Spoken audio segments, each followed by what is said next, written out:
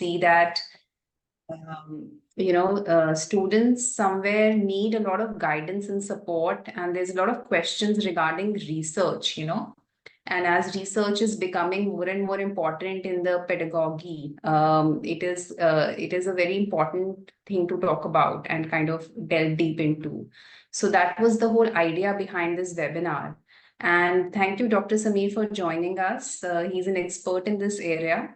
So maybe we'll start with Daljit, you giving a brief about CBS, and then we can start with Dr. Sameer, if you can start with your introduction, and then just, let's just go straight into the topic. Okay. So No, Daljit, sure. over Thank to you, Yeah. Ms. Soumya. Yes, it's a huge opportunity that we have started a collaboration with IJONE, and now we are conducting our collaborated webinar with Dr. Sameer Babu as our honorable speaker, and we are really happy. First, let me tell you about something about CBS and then the Nursing Next Live, which you are already seeing. Actually, there is no introduction needed for the CBS publishers, as we are a renowned name in the book publishing from the last 50 years, and with over 5,000 plus titles, we are experts in medical, nursing, and dental, and each and every field. And now we are experts. So no book is complete without the support of strong contributors and reviewers and authors and educators. We have a huge team with us. And also the CBS publishers now initiated, like the two initiators we have, like the EdTech company, we have recently come up with the Nursing Next Live. This is our EdTech company, and Nursing Next Live is the next level of education where you can prepare anytime and anywhere. For it is available for all the nursing students and undergraduates and postgraduates. You can prepare your uh, exam section, all your lectures, videos, everything is available here. Now, this is a Nursing Next Live application module. We do have some plans available. If you download the app, then you will see this as the screen, or first screen. Now, second, what are the 10 benefits of Nursing Next Live? Complete knowledge and preparation at your fingertips, syllabus-based, most updated and quality content, wide range of plans, knowledge in the most innovative form, conceptual approach, and knowledge building, affordable and flexible, customized learning modules, not limited to students. Actually, it is digitalized for Nursing Institute through STL, complete guidance and counseling support, and hybrid in many ways.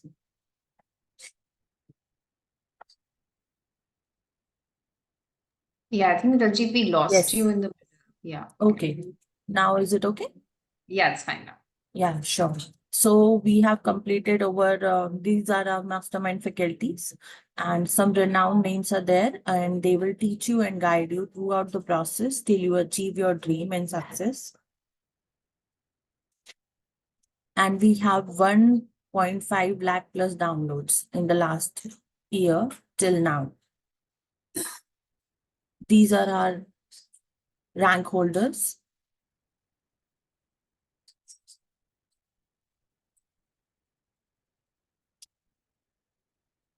As we are already have preparation available for the NOSET exams, and it's a huge exam for all the nursing students as well. So this is our batch, and they have achieved a huge success.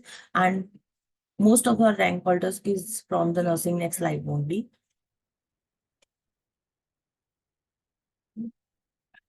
This is one of our famous title, that is Target High, and it is a huge help. It will be a huge help for you if you prepare for any entrance exam.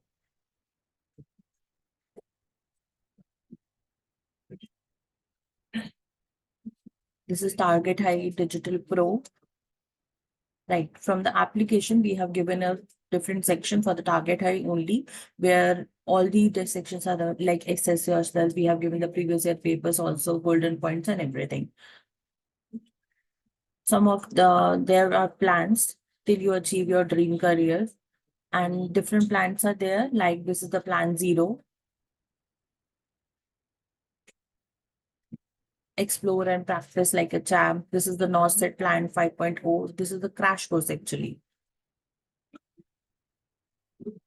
Next, we have a plan UG.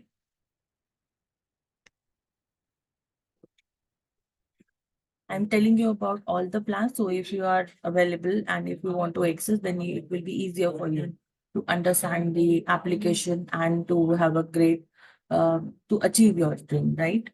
Next, this is our NORCET plan, NORCET 2023, the plan RRR.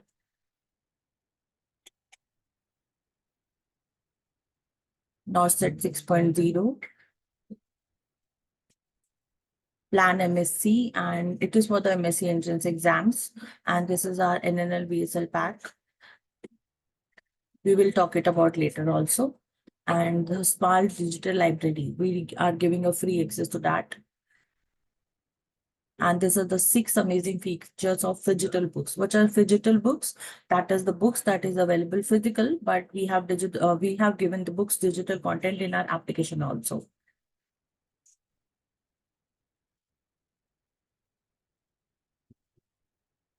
And we have achieved an award like for the best publishers in 2021, and recently also we have given the award of best publishers.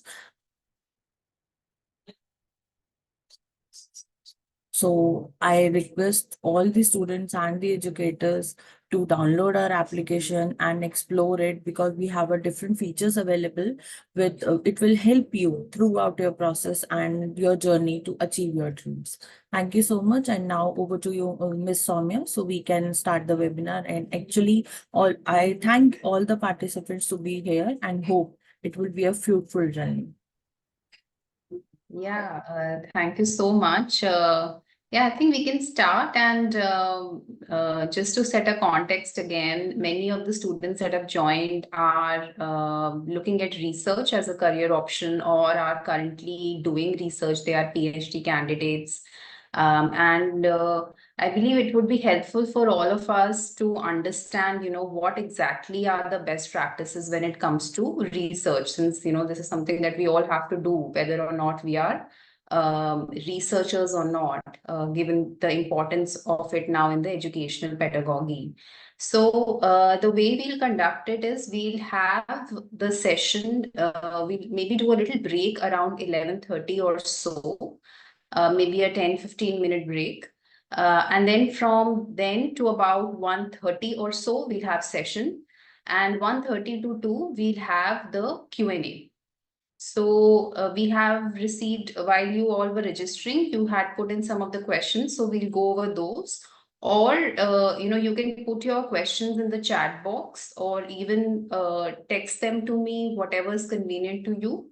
And we'll take them up during the Q&A section. So I guess we can start. Dr. Samir, are you on? Can you hear us?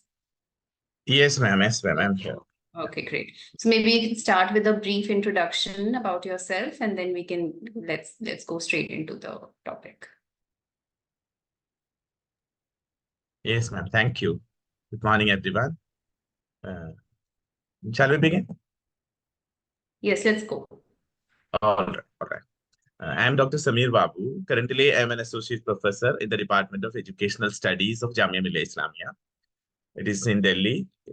Most of the people must be knowing Jamia Millia. We are the third in NARF ranking, and I joined here as associate professor since 2022. Earlier, I worked with the universities like University of Kerala, Central University of Rajasthan, Aligarh Muslim University, and so. Along with, I have some association with some of the international universities as a visiting faculty. And my interest is research, even though I am not that I cannot say that I am everything about research. I have an interest in research, and I'm working with some of the aspects of research. I handle 100+ classes on research methodology for the basics to advanced. And also my specialization is most of the quantitative areas. And come to the discussion of today's and tomorrow. We'll be talking about the research. Definitely we'll be looking into from the basics to the advanced research, the process of research, and also as outcome of research, we have to look into the publication. What are the concerns of publication? How we'll be approaching publication? How to craft your paper? All these concerns we have to discuss in the discussions. And tomorrow we have SPSS. As we know, it is for quantitative data analysis. Most of the researchers use, there are many software. At the same time, we have SPSS as one of the key software that we use. Even though it is a license-based software, we have free versions available. So we use SPSS because it is very user-friendly. So very basic aspects to the advanced, like we'll be talking about how to enter the data, how to classify the data, how to recode the data. Similarly, the calculations like correlations, comparisons like one-way analysis of variance, independent sample t-test, paired t-test, correlation, regression, all these things we have to look at. This is all about the introduction. Then shall we start directly the concern, ma'am? Shall we come to the point? Yes, we'll start. And just one small announcement that I had put this on the WhatsApp group also, that please download the SPSS trial package, by today evening. So in case you're having struggle with it, we can help you, because tomorrow morning we'll start with the case study and we'll get straight into it. And in the morning, it'll be difficult for us to help if anyone's having, trouble logging in, etc. So yeah, I'll share this again at the end of the session as well. Yeah, I think let's start. So thank you very much. Thank you. Yeah, this is all about the introductory part. Now let us come to the session. So my mode of methodology is I will not share the PPT all the time. Sometimes I'll share the PPT. Sometimes whatever we discuss, especially during the introductory part of the research, I will keep a Word file. I'll keep on writing, and definitely it will be a document. Whatever I am speaking, what I am lecturing, it will be a kind of lecture note so that I can share with you. It will be a material for you also for learning. So that way I write. So, okay. So all of you, whatever you feel, whatever you have doubts in between also, you are happy. I am happy to have your questions. So you can just either type in the chat box. If I'm not, focusing on the question, you can again remind me. That way we can together. Okay. Thank you so much. I share the Word file. Then we come to.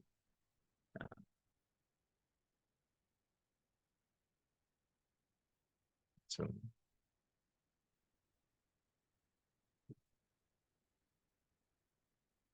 yes, see, I just take a fresh Word file. I'll just begin with what research is. So even though many of you know about research, then still we will begin with what research is. Research. I think the font is visible. This way we can write. Okay. Research. Okay, when we talk about research, research is something about new. It is something about innovation. Research is something about systematic process. So when we talk about research, research is a systematic process of finding solution to a problem.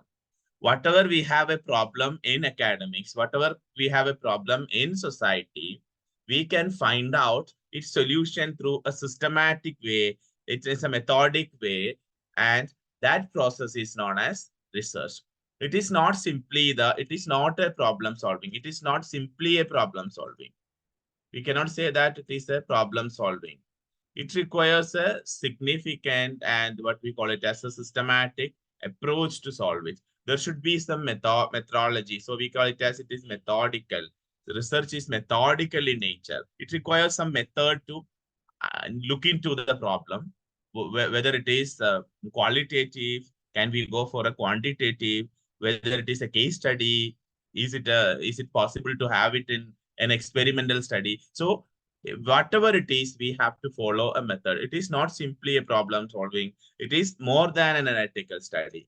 More than an analytical study. Simply, we talk about analytical study. When we talk about a political scenario, so we have the political debates, we have political analysis, and we can find some columns and editorial of newspapers regarding many political issues. All these are not exactly the research. They are more of analytical. They are analytical, but not exactly the research. Research requires serious attention. It requires a systematic approach. It requires, or we have to follow a specific methodology for that. That is what we call as research. Now, from your specific discipline, you can look into from your specific discipline what research is. From your specific discipline, what is research? So if you look into the research, okay. If you look into the research from your subject area, what are the areas that we require attention? You can find out the area, then we can find that research is required everywhere. So how will we approach to research in a systematic way? That is another concern. How will we approach research in a systematic way? So while approaching a research, so this is the basic aspects of research I have mentioned. While approaching a research seriously, we have to see that there are various classification of research. Initially, for first and foremost, we can classify research into two types, like basic research that is happening in many of the science disciplines. That is, it is for the basic research is also known as pure research, basic research or pure research, or we call it as fundamental research.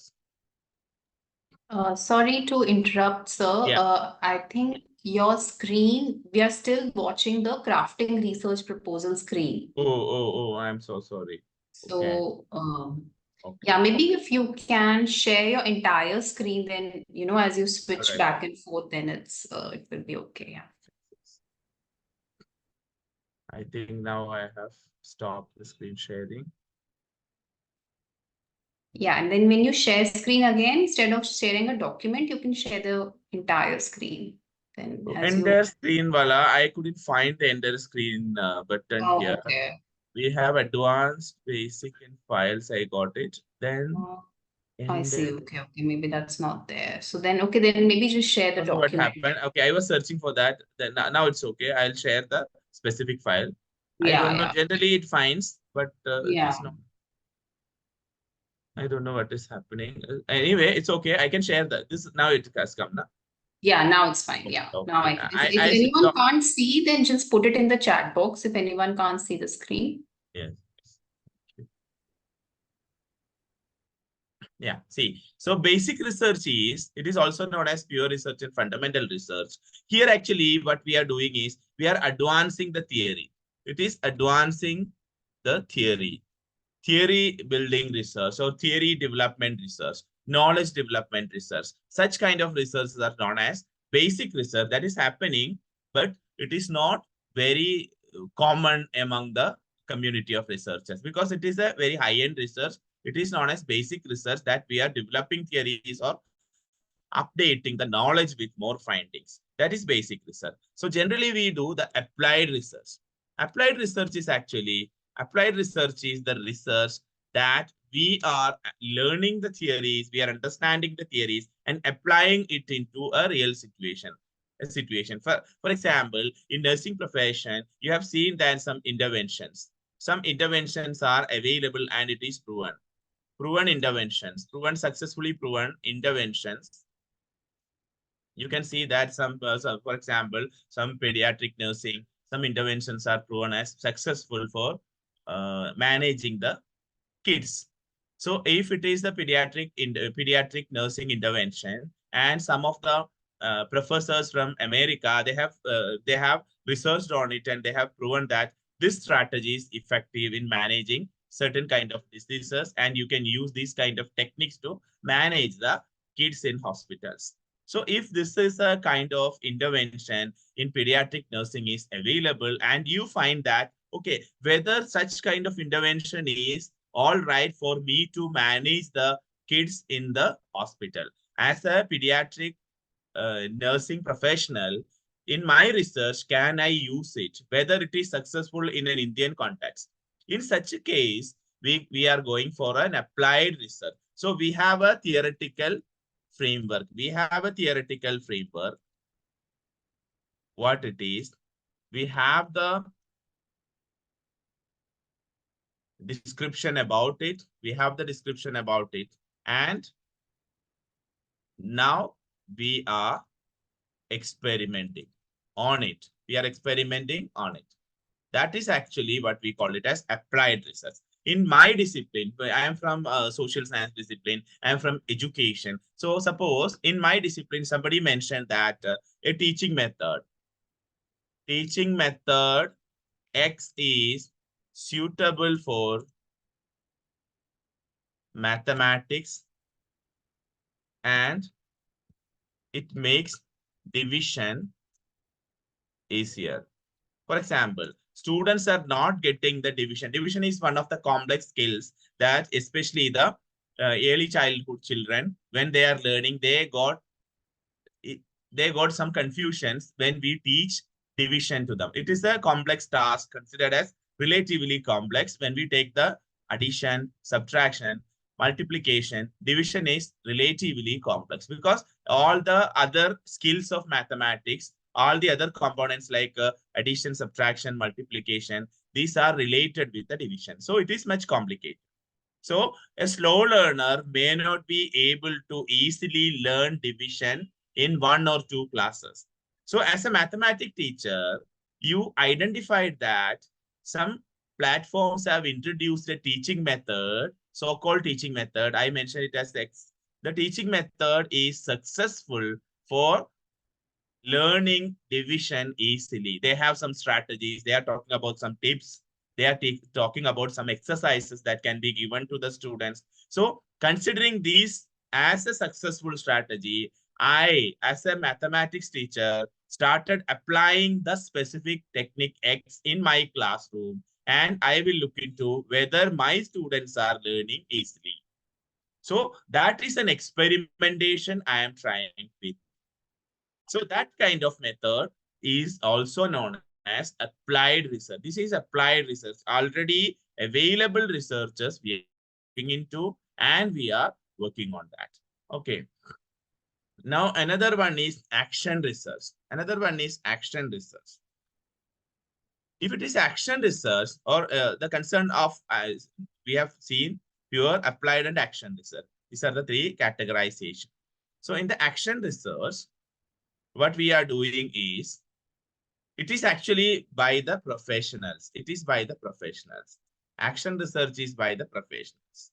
Professionals, when they have some specific problem, when they come across some specific work-related problem, this will be monitored. This will be identified. That is actually, this will be done. That we call it as action research. For example, you are in a hospital. I'm talking about hospital administration.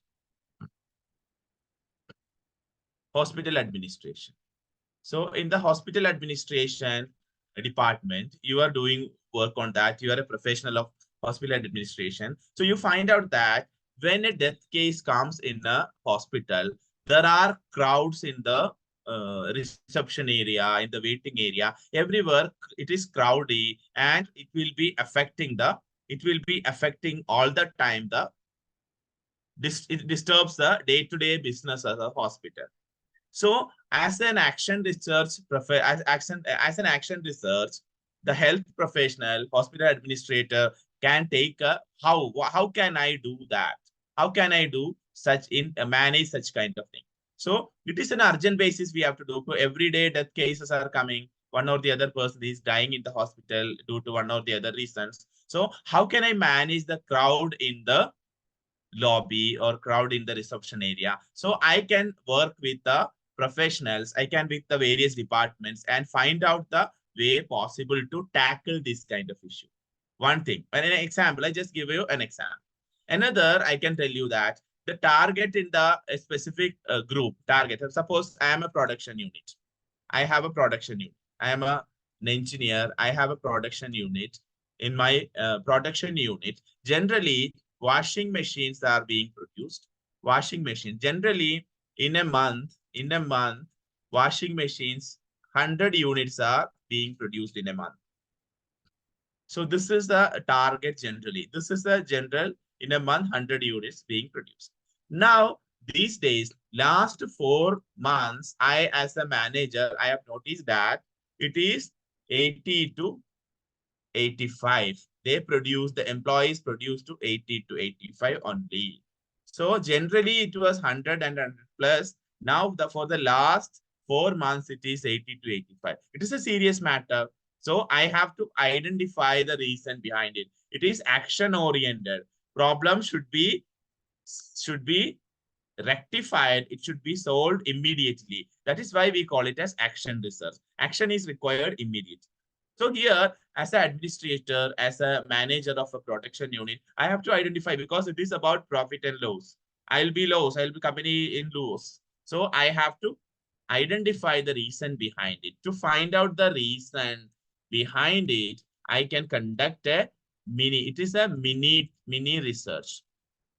That is known as action research. Mini research is known as action research. It is actually finding out a solution immediately to tackle the situation.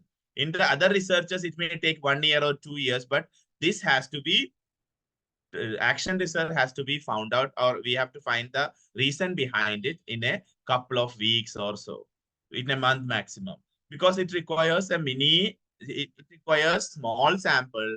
It requires small sample. It may not be required a big sample. Immediate solution is the another buzzword in action research. Similarly, small or simple methodology we use. Simple methodology we use. No need of complicated methodology. In a week or two, we have to find out the solution. So in the case of this, I found out some of the reason behind it. So maybe salary is not increasing. Salary is not increasing. This can be a reason. Salary increase is not there. No increment is given. This is another reason I have. Another is social media is not restricted. So these are the three reasons. Another is, one is absenteeism or leave. These are the three reasons I identified.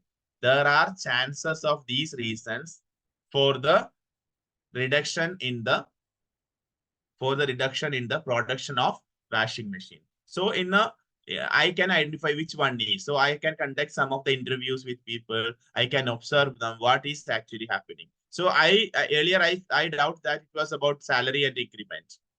So salary is not given, increment is not given. So they must be lazy they must be purposefully not performing their things. So I identify that this may be the problem. So then later I identify that it is not. Then I come to the social media. Okay. Then I realize that people use, there is no restriction in the production unit. So people use social media. So they are sometimes into the social media. They'll be forgetting what they are doing. Accordingly, production is decreasing. That is the result I found. So next time I can take a step that social media or mobile usage in the production unit is to be controlled. So that requires an urgent decision. Such kind of thing we can call it as action-oriented research. Clear? So basic, applied, and action researches. Now another kind of research we have, or another category we have, qualitative and quantitative. Qualitative research, qualitative and quantitative. This is actually, you can also see quantitative, qualitative debate is also going on. Which one is perfect? Which one is good? There are many arguments for and against both the qualitative and quantitative. Now come to the qualitative research. Qualitative is without using numbers and calculations, whatever we are doing research, all these are considered as qualitative research. There is no number, there is no statistics, only the idea what we got from the research, from the analysis that we are representing. Such kind of research is known as qualitative research. In the opposite, on the other hand, we have quantitative. It is based on numbers only, based on number, based on statistics. It is based on the explanation of the numerical value. Through the numerical value, we are using, or we are explaining the quantitative research. So qualitative research, inside the qualitative research, when we come to the qualitative research, there are many types of qualitative researches. We have many methods. Observation researches we have. Observation researches. I can observe it and write whatever I have observed. That is qualitative research. For example, I am looking into the disturbances people generally have while they suffer from some of the specific medical condition. What are the issues they have? So for that, I have to use observation research. I can use observation research. Or sometimes in some cases, for example, I am talking about the aggression while nursing intervention. This is also I can use aggression during the nursing intervention. You are giving the nursing intervention at the same time. People make aggressive. Sometimes they are using the verbal aggression. Sometimes they are using physical aggression towards the nurses. So regarding that, what kind of, okay, this is very relevant because you must be knowing that recently, not very recently, a couple of months back, one of the doctors from Kerala got murdered because of some of the attack by the patient. So such kind of interventions we have to be very careful while dealing the patients, especially we will have some of the equipment that will have sharp edges like blades, we will have scissors, all these things we use. And with that scissors, the person started attacking the doctor. And unfortunately, she got died in Kerala. That was a case, and he was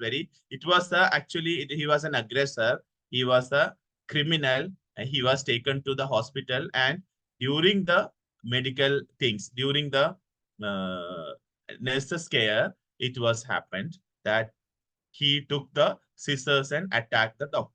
So these are the things generally happen. So as a part of observation, the nursing professional, nursing researcher can look into to what extent they are doing the aggression in a qualitative measure. What matters, in what way they are doing, what is the initiation, what is the motivation behind the aggression. All these things we can look into through an observation methodology. Next one is, I can tell you, another is ethnographic study. Ethnographic study, this is generally happened. Ethnographic study generally carried out in anthropological and sociological researchers in a specific cultural context. We are studying and looking into their specific culture and the specific cultural practices. For that, it is about culture, studies on culture. It's widely used in anthropology. Such kind of research as ethnographic in nature. So we are into the culture and we are understanding what is actually happening in that specific culture. There are, for example, as a nursing professional, you can also look into such kind of studies. Rarely it happens in the nursing profession. How can we do such kind of study? For example, in the hilly area, in the tribal area, how they manage the delivery and the care at home. In some of the hilly areas, they will even now, some of the tribals, they will never approach the hospital for even taking the delivery. So they will manage at home. So you can look into, as your curiosity, you can look into how they manage, what are their techniques of management of post-delivery and pre-delivery. These are the things we can look into.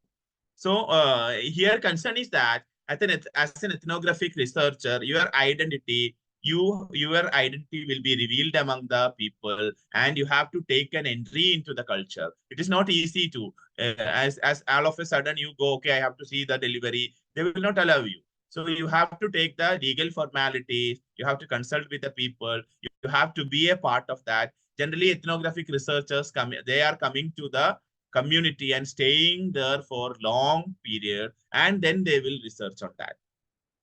One of the professors from Tata Institute of Social Sciences, in a class, he delivered that one of the person from a European country visited India to learn about caste. In order to understand caste, he stayed in India.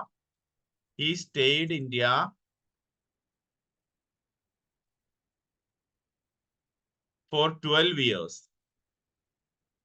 12 years to understand the caste.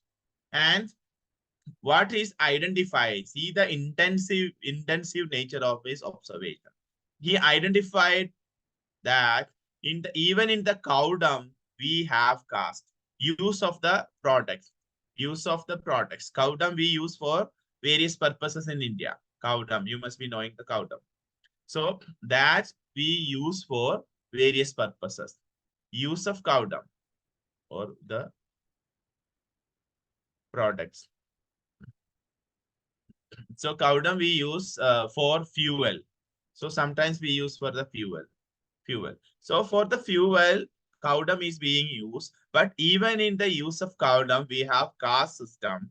Like it is observed that the higher caste in India, they use only that of cow, that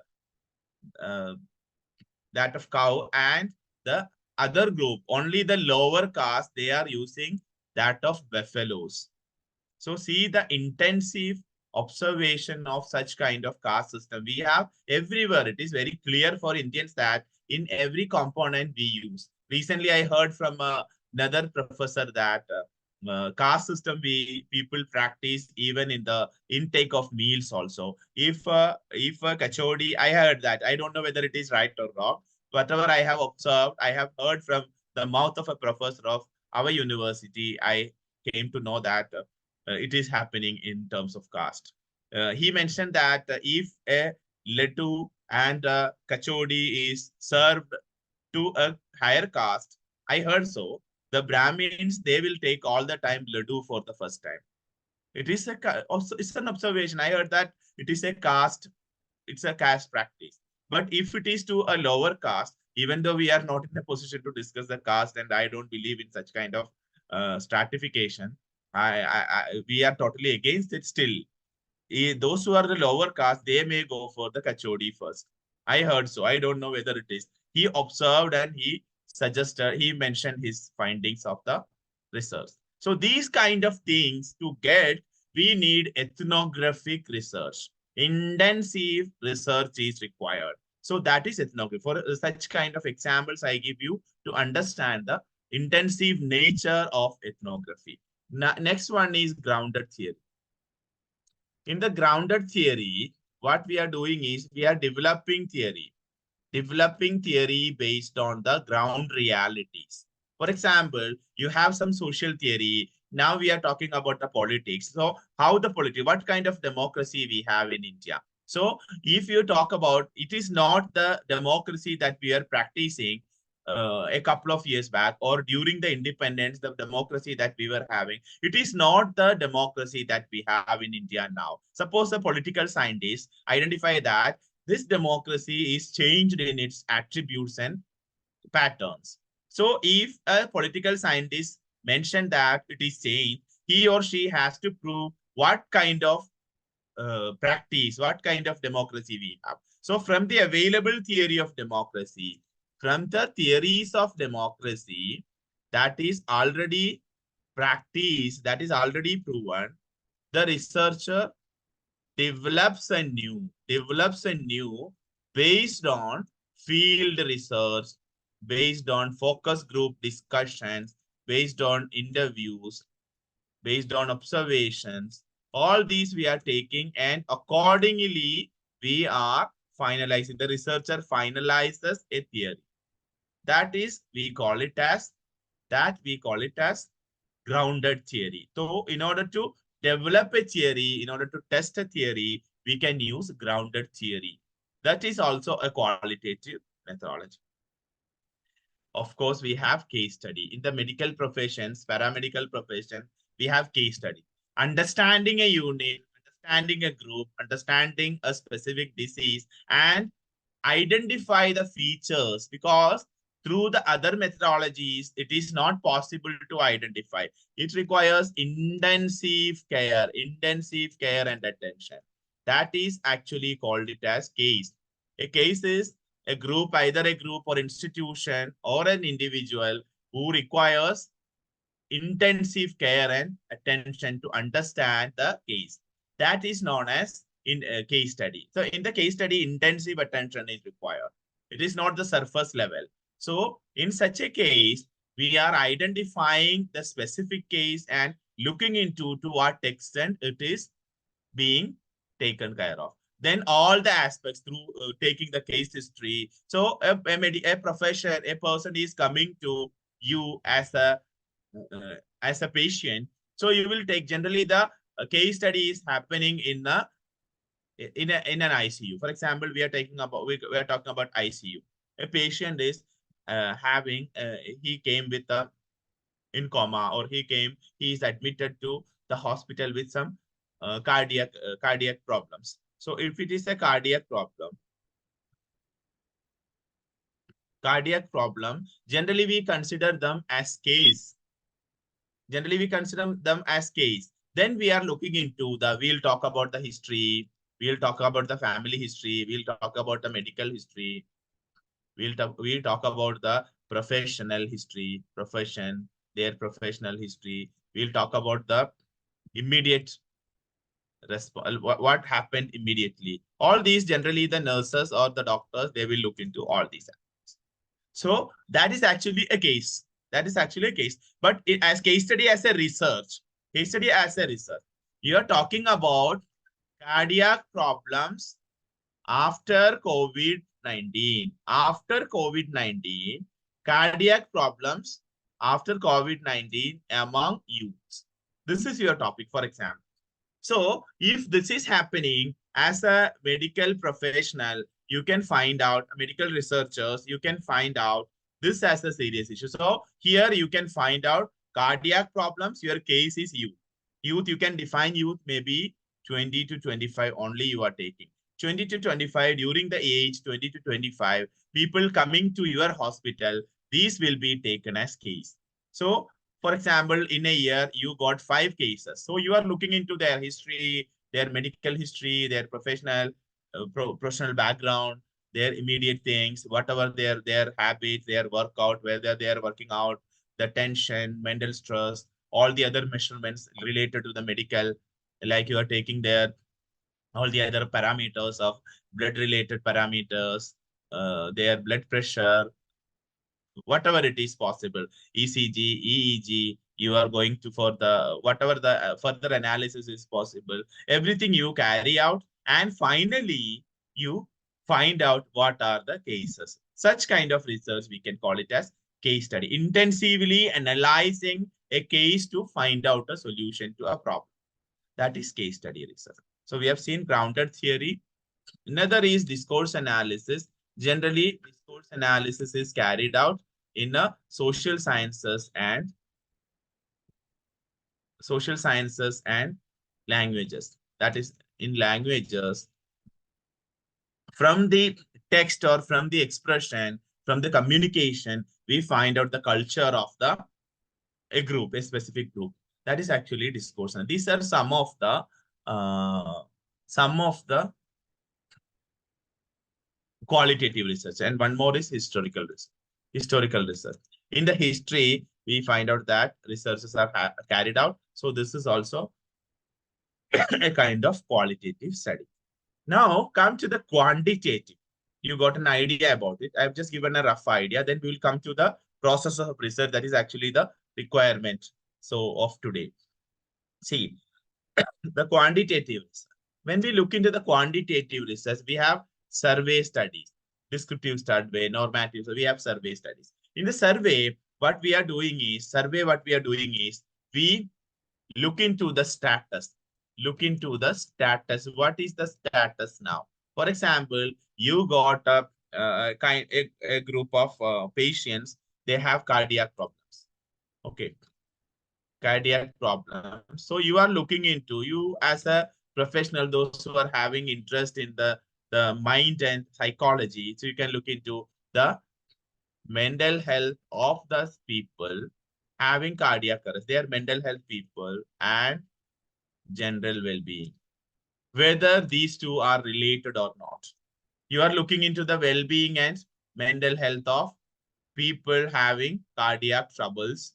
They are recently admitted to your hospitals. You look into 1 year. As a researcher, this is your concern. So for the next 1 year gap, how many people will be admitted to your hospital? All will be considered as your sample. Then you are taking their mental health through a test. You are assessing their mental health. When they are okay, not when they are having trouble, serious troubles. When they are okay, when they are cured, when they are normal, you are taking their mental health and general well-being, and you are assessing whether what is their status, whether they are related. This kind of studies are survey studies. We can also do experimental research, experimental studies. Experimental studies are intervention-based studies. We can have intervention. Experimental studies are intervention studies. Actually, in intervention studies, what we are doing is we are following a specific pattern followed by some other persons and trying it in the context of yours. That is actually experimental. There are many experimental methods available, many experimental designs available. One design is quasi-experimental, sorry, pre-experimental design. Pre-experimental design, it is a family. There are many methods in that. Next is quasi-experimental. Quasi-experimental. Another one is true experimental. These are three various categories of experimental designs. So whatever it is, you have to use an experimental. I'm not going to details of the experimental study and a general idea I'm going to. So in general idea, I can tell you an example of a single group pre-test post-test design. Single group, for example, and one method is single group pre-test post-test. Single group pre-test post-test design. In the single group pre-test post-test design, what we can do is you have a specific group and you are giving an intervention. Actually, in experimental study, intervention is required. Some intervention is required. Intervention. We call it as, sometimes we call it as package, intervention, experiment. All these are calling for that. Or we give some support system. These are known as part of intervention in experimental study. Okay, see, as a nursing professional, you identify that people have some issues. People have some issues when you find out some issues regarding the concern. For example, what we call it as, you have a concern of the emotional intelligence. Emotional intelligence is actually, it is very strongly related to the medical profession, even though it is psychology. One is to a patient is emotionally intelligent or emotionally stable, the rate of what is, it is possible to cure easily. They get recovery easily when they are emotionally intelligent. During the corona period also, many people reported, many studies reported that because of becoming panic, that was one of the reasons for many of the cases of death. So it was because of they got panic due to the COVID, and that increased their heartbeat, that increased their blood pressure, and accordingly they got lost their life. That this is actually happening. So emotional intelligence is significant. So your concern is that as a researcher, how can, as a nursing professional, I improve the,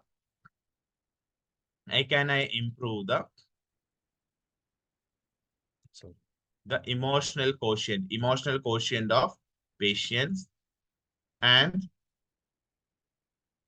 recovery is possible, speedy recovery is possible. This is your concern. So here you identify that some professors from USA, they have a package. They developed a package. They developed a package of 1 week regarding emotional skills or regarding emotional boost up. They have developed a package of emotional boost up, which can be applied to patients to strengthen their emotional intelligence. So you have seen that now you are applying it into your situation. Okay, my patients are there. I can incorporate this 1 week package to my patient, and whether they are getting very good emotional quotient and whether they are getting speedy recovery, even though they have cardiac troubles, they are having cardiac troubles. Once cardiac trouble has come, they are just thinking it only in terms of the whether I am going to die or not, whether it will be taking my life or not. That is actually the most of the people will be very concerned about the death, because everyone is having fear of death. So if they are having that specific concern, so you have to understand them through some strategies regarding the possibilities of recovery, regarding the possibilities of recovery through emotional balance. So that kind of package, you have seen that. Then you are checking, initially you are checking the pre-test. In the pre-test, you test their emotional intelligence. Then you apply the emotional booster package, USA package you are applying to them. This is of 1 week, that is 7 days.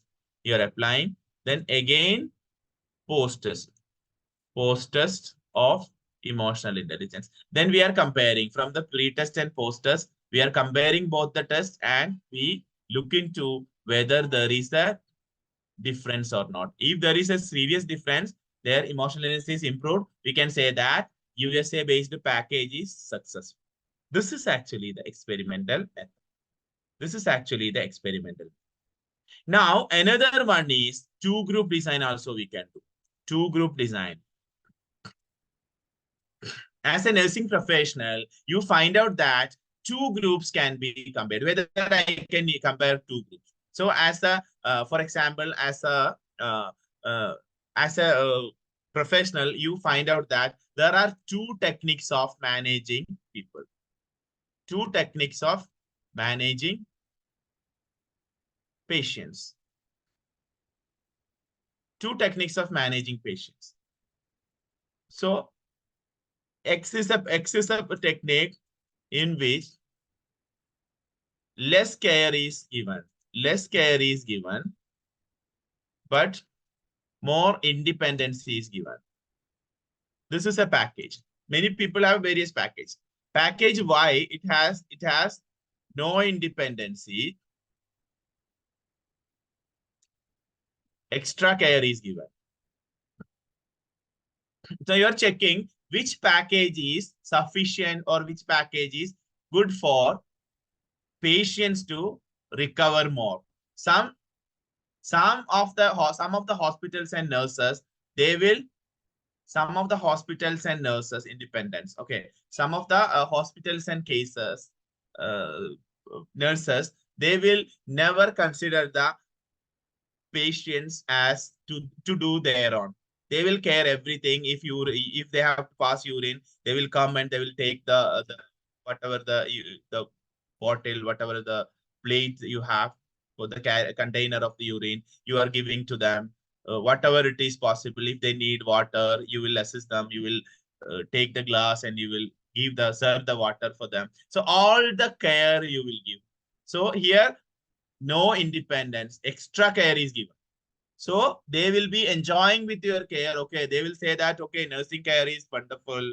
So one way it is okay, but some in other contexts, they will never be independent. They will say, okay, still I have pain, because they will not in a position to move their legs or hands, because they understand that they'll get everything. So they will lie like that, and it will not be curing them. In one sense, it is not in the every sense. So you are checking which one is perfect for patients to develop themselves or for their easy recovery, speedy recovery.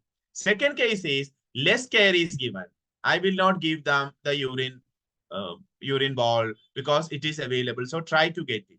So they will be trying, because nurse is not giving all the care. So they will be stretching here and there, and they will take the things. So they will be developing their own independence. This is second case. So you are checking, you have two wards of pediatrics. For example, it is ortho ward. So you have many cases of the surgical ortho ward. So you have the first ward is of, it is also, both wards are having the same kind of patients and same kind of, from the same kind of background they are.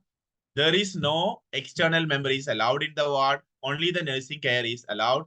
no bystander is allowed in such a case because it is after surgery, for example.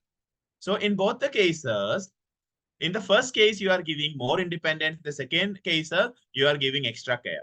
So then finally, you are checking in which case they are some of the components you are checking. For example, you are talking about their well-being, or you are talking about their any other component. You are talking about their what we call it comfort or what is regarding anything about it.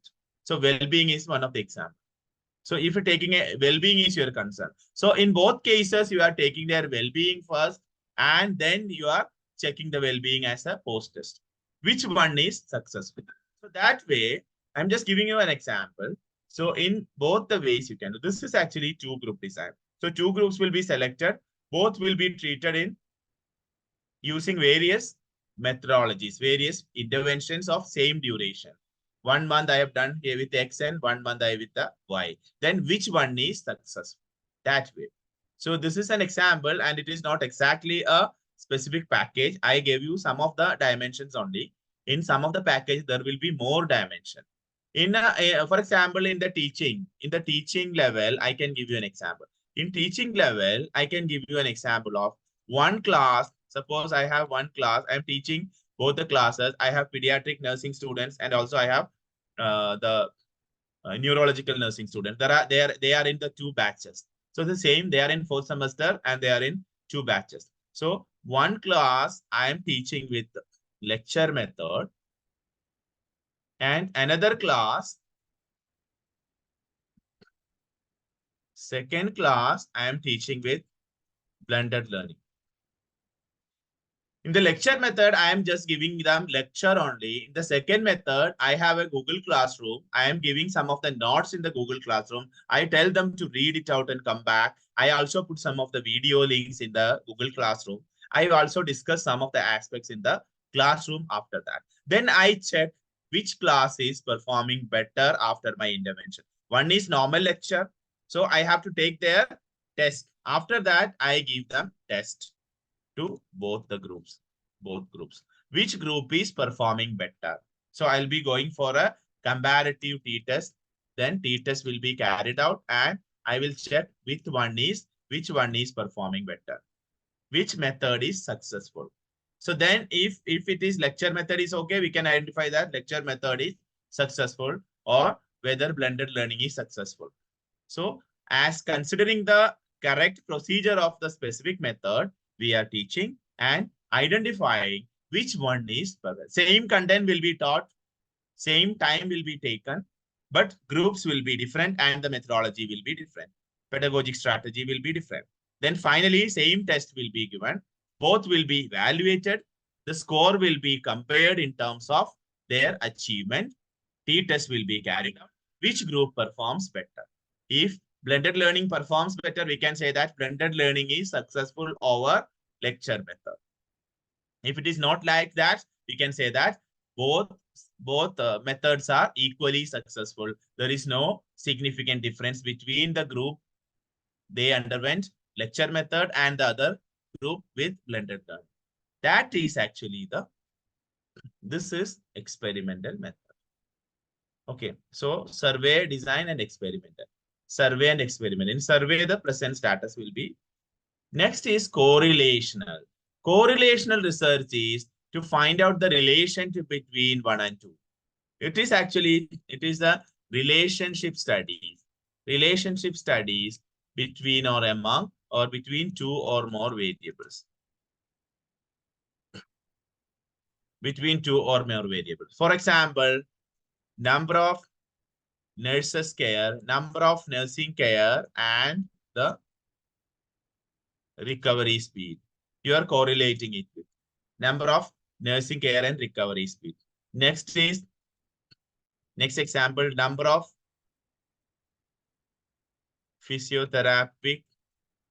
therapeutic session, physiotherapy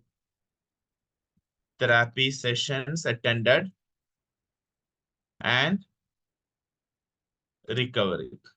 This is also we can see. These are some of the examples for correlational study. Or if you are talking about student patient, their emotional stability and the responses to the medicine. Sometimes we say that he's emotionally very stable, so he's responding. Even though his case is very serious, he's responding to medicine.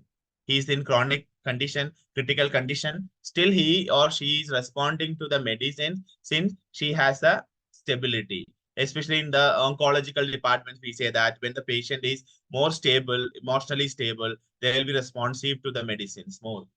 That would be responding to the medicine fruitfully, and it will be leading to the better recovery or better stability.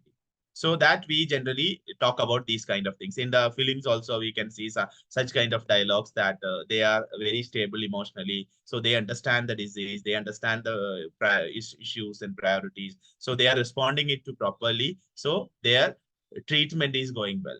Some people will be emotionally down and they will not be able to, because they're always thinking about that. They are always thinking about their broken family. So they will be talking about the negatives only. So their response to the medicine will be always minimum. So these are some of the things you can check whether this is also happening in your case, in your department, your hospital, in your sample, whether this is happening. Such kind of studies are known as correlational studies. Okay, correlational study. These are the some. Then another is exploratory study. Exploratory study is actually we are exploring something new. Exploring something new through inquiry. That is a such kind of through inquiry. If something is not available, then we can see that. Something is not already visible, then such kind of studies, we call it as exploratory study. For example, I can tell you an example in this case. One of the study on political science, some of the areas where there was a communal riot in Kerala, in Calicut, there was a communal riot. Earlier, a decade back or so, there was a communal riot in Calicut. So he was looking into, it is the situation is that the people in that area sleep early before 7 p.m. This is a situation the candidate noted. Before 7, the people of a specific area where communal riots happened, they started sleeping before 7 p.m. in the night. Nobody is coming out. So this was the situation. Now he is exploring what is the idea behind it. What is it about? What is it about? So he identified that he conducted an exploratory study. He identified that he interacted with people. He conducted some of the interviews with people. Finally, people were talking about that. Okay, still hostility is going on. People are in a situation. They are afraid of moving out in the night because still the specific area is having its own significance, its own consequences. So, but as a political scientist, he identified that it is not about rivalry. Still, it is not about fear. It is about habit only. This is the things he noted, because during the riot and related time, they started sleeping. They started sleeping before 7 a.m., 7 p.m. So now it became a habit of them, because all of them started sleeping early in the night. Late night, they will not come out. It is not because of fear. It is not because of the rivalry with the other community. It is only because of they habituated with the things. So they started sleeping around 7 or 8 p.m. They will not come out because they change the clock accordingly. So this is actually some of the result we will get from exploratory studies. Okay, you got it? Exploratory study. Another is descriptive. We got an idea of descriptive. Descriptive is also, it's a kind of survey is also come under descriptive. It is description, what the status is. We are looking into the status and describing it based on appropriate statistical tools. Appropriate statistics or graphs, we are explaining the status. Such kind of studies are descriptive studies. Then one more study is exposed factor. Exposed factor study, generally we carry out in hospitals. Exposed factor has its own relevance. In hospitals and nursing field, we can say that exposed factor has relevance. For example, a murder happened. Hospitals and government medical professionals, hospitals, what we call it as all these forensic professionals, these people have duty when a murder happened. A murder happened, so we are looking into, or a suicide happened. Murder or suicide. See these examples. So this is actually here the action is carried out, action is done. Now we are looking for the reasons. It is actually reasons. It is actually we are going back to carry out, conduct, identify the thing. We are going back to identify the reason behind it. So such kind of studies are known as exposed factor.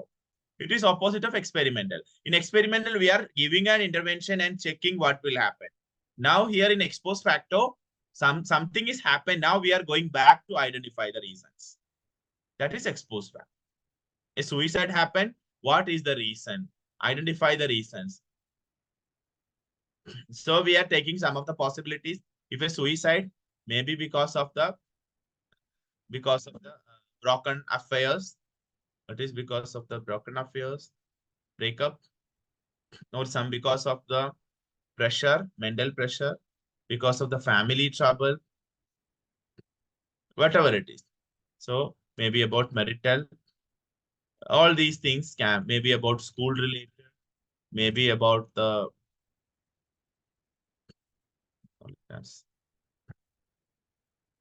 abuse. Yes, abuse. These are the possibilities of suicide. So we don't know what led the person to, whether even though it is considered as suicide, whether it is murder or not. All these are the possibilities of a suicide. Suicide case comes to the hospital, so doctor has to doubt all this and more, something more. Okay, if a suicide comes to the hospital, doctors or the whatever is the forensic professionals, they have to look into all these possibilities. They'll be questioning. If they have some evidences, then okay, then identify that it is not a, if it is suicide, it's okay. It is by hanging, it is by having poison, intake of poison, it is something else, or whatever it is. They have used some devices, some tools, blade or knife, whatever they have used. All these is visible, then definitely it will be. If they have some injuries on the other side, then definitely they will be identifying whether it is because of the, it is a murder or not, or simply the suicide, or they got some attack or not. They have some injuries on body or not. So all these are investigating after the murder, after suicide. So you are just going back to identify the reason. The studies are exposed factor research. So these are some of the research studies we can use it. Some of the background I have given you, so you got an understanding how a study is carried out. Now we are coming to the exact study. When we are talking about a study, we need a study title or we need a topic. That is actually required, right? A topic or a study is required. Title is required. So whenever we are deciding a topic, what is the source of identifying a topic? A source of identifying a topic. This can be a suggestion from your supervisor or suggestion from your teacher, can be own interest, your own interest can be, or from the review you identified. These are the possibilities of selecting a topic from your own interest, from the suggestion of a supervisor or teacher, from review, related literature you look into, and you identify the topic. Whatever it is, the topic, next stage is review, intensive review you have to do. Intensive review, why we are doing, to modify the topic, To modify the topic, you have to do an intensive study. Why we are talking about intensive study? Why we are talking about intensive study? Why we are talking about intensive review? Why we are talking about intensive review? Because you don't know whether such kind of studies are already carried out or not. Why studies are carried out? Okay, some questions are there. That is why I just got to stop.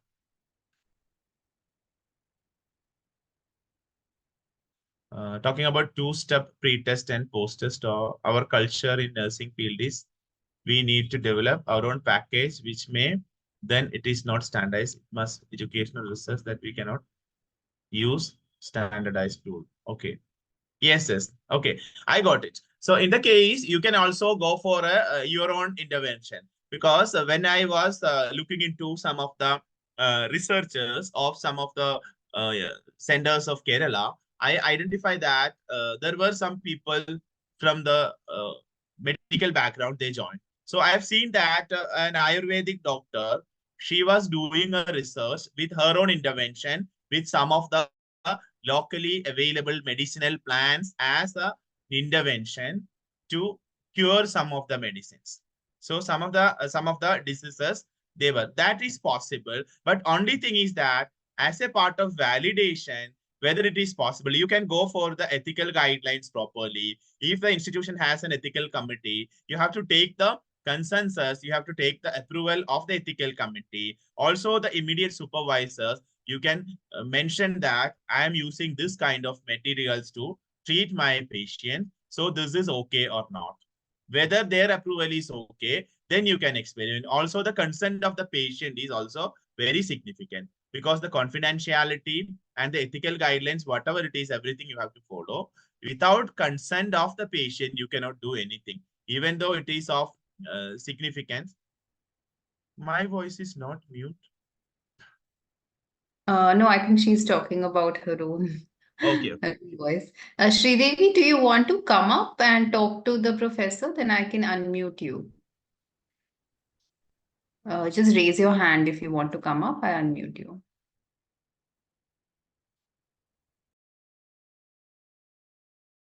Yeah, I think so. We can go on till then. Okay. Yeah. So the concern is that whenever you have in education, I know that education and psychology, we have some standardized practices. It can be applied anywhere. But in certain cases, it is not possible to use the standardized things.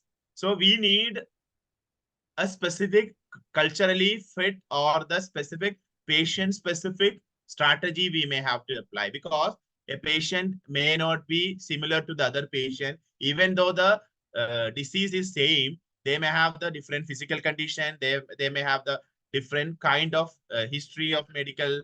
All these will be varying, so accordingly we may not be in a position to use exactly. So we can tailor it, we can use it, we can customize it according to the need of the researcher, but condition is that the immediate ethical board has to be approved it, immediate supervisor has to validate it, then also take the consent and confidentiality elements of ethics, then you can use it. It is possible.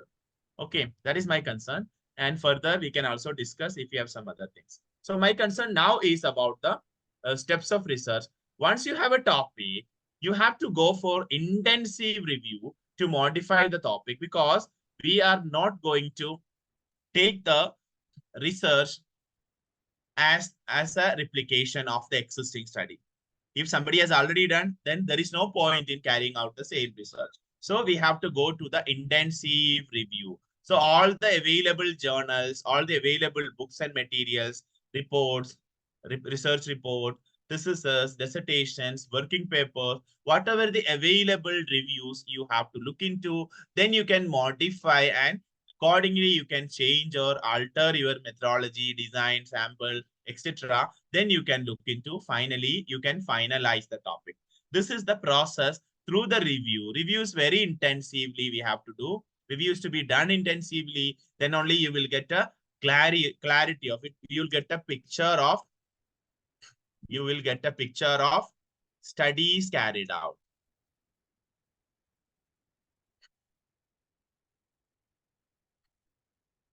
You'll get a picture of studies carried out in recent years related to the specific topic. Accordingly, you can do that. Here we use, there are many things.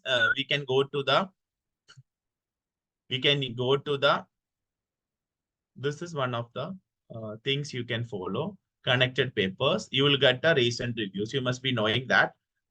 You can go to the Scopus, you can go to the Web of Science, you can go to the Google Scholar. All these are the ways you can identify the relevant literature from the field.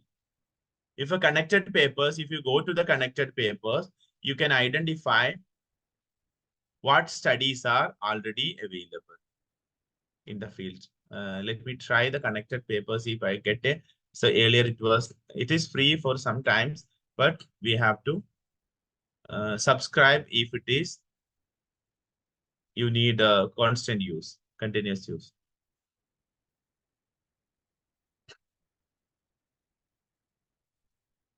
I'm talking about this.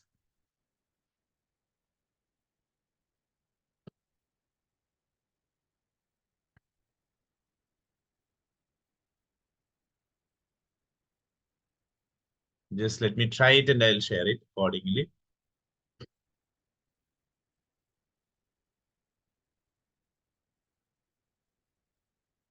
Yeah, I'm just stop sharing and sharing with the thing again. Connected because the entire screen sharing is not possible for me. That is why. Yeah. This is connected paper. See, connected papers, in the connected papers, this is connectedpapers.com. I need some paper to do. For example, nursing intervention. I am talking about nursing intervention study.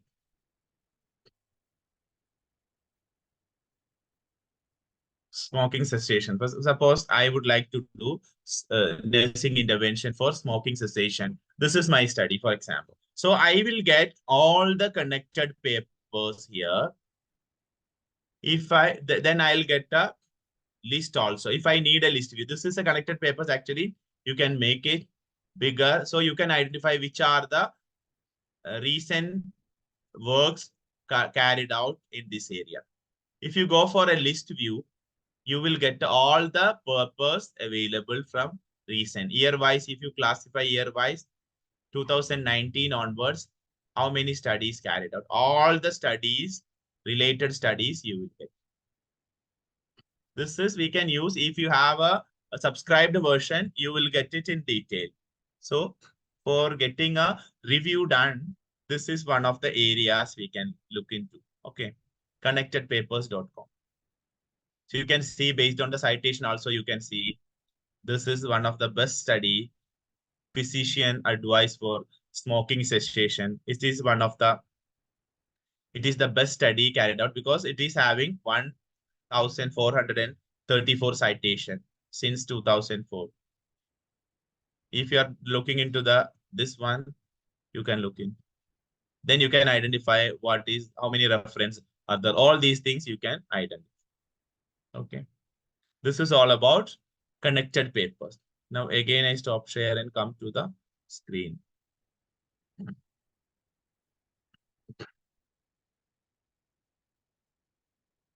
Yeah. Okay. So connectedpapers.com. So, and all the other parameters you can look into to identify the related literature. Once you identify the literature, then it will be all right. This is, then you have to write the background of your research, right? Background of research. Once you write anything, background of research or background of your problem, including introduction. Suppose here, this is one of the very significant things you have to look into. So in every research, title matters. In every research study, if you're talking about a proposal, you're talking about a research, these are the matters. Second is review matters a lot because it decides whether you will carry out the same research or not, whether you will do alteration or not. Third is background of research or problem, including its introduction. Here, the thing is that you have to do the citation. You have to understand the writing style. So here, I have already forwarded you some of the files regarding writing style. In nursing, generally, we follow APA, American Psychological Association manual. Some people follow IEEE manual also. Any other manuals you follow? Do you have any other suggestion? Manual in your department?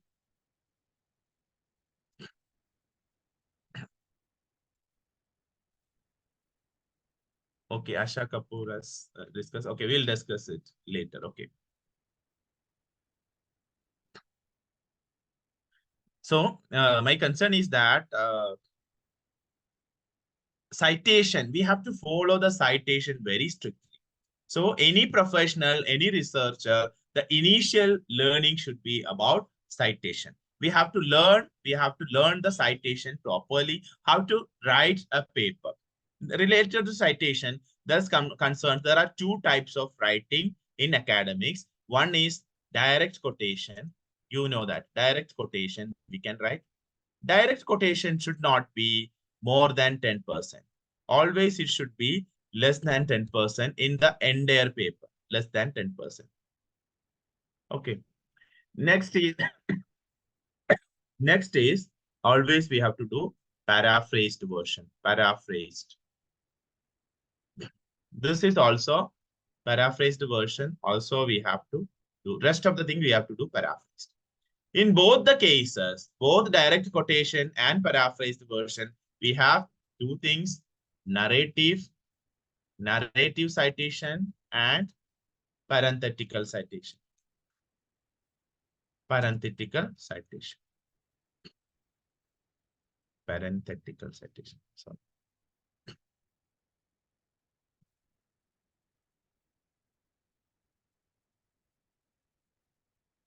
These are the thing. Parenthetical, paraphrased version. Also, we have both the case, and in the other case also, we have the both the cases. Direct quotation also, we have both the cases. Narrative and parenthetical. Paraphrased also we have narrative and parenthetical. How will you do that? We must be knowing that initially. I'll just give you, I have shared a file, APA file. I have given you an example. APA file, I have given you an example. Direct quotation, for example, I'm talking about anything. If it is a narrative citation, I can tell you as Goldman 2006 suggested, then within inverted commas, since it is direct quotation, emotional intelligence is one of the requirements for teachers. Quotation code within bracket, because since it's a direct quotation, I have to give the page number. Page number P7. This is the way of direct quotation. Narrative direct quotation. If it is parenthetical, same thing I'm writing in parenthetical quotation, parenthetical citation, I can give you this as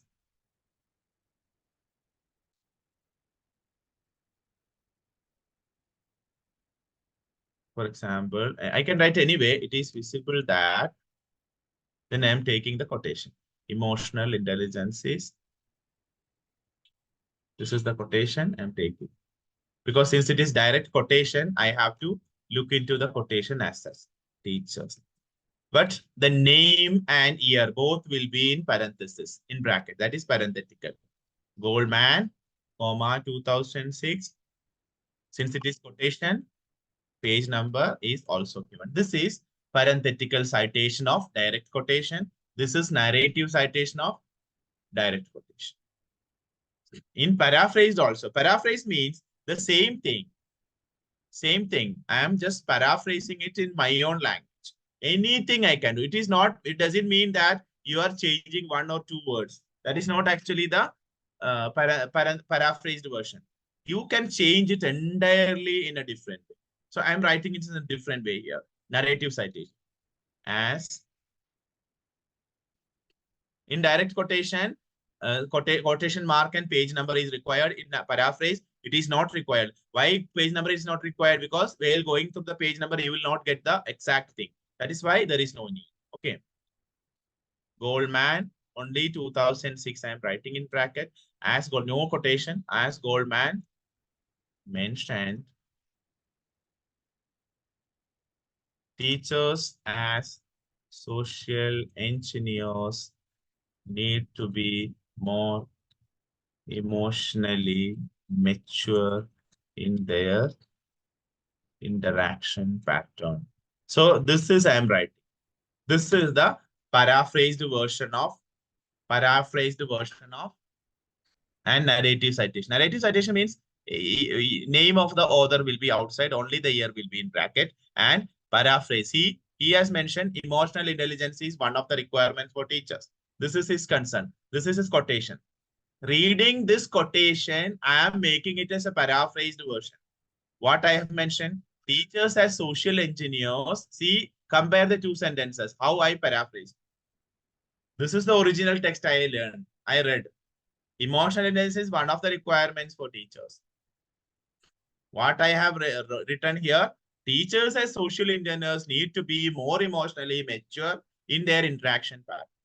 So paraphrase doesn't mean that simply replacing the synonyms. It is completely internalizing the concept and writing in your own context. In your own context, you can write. Okay.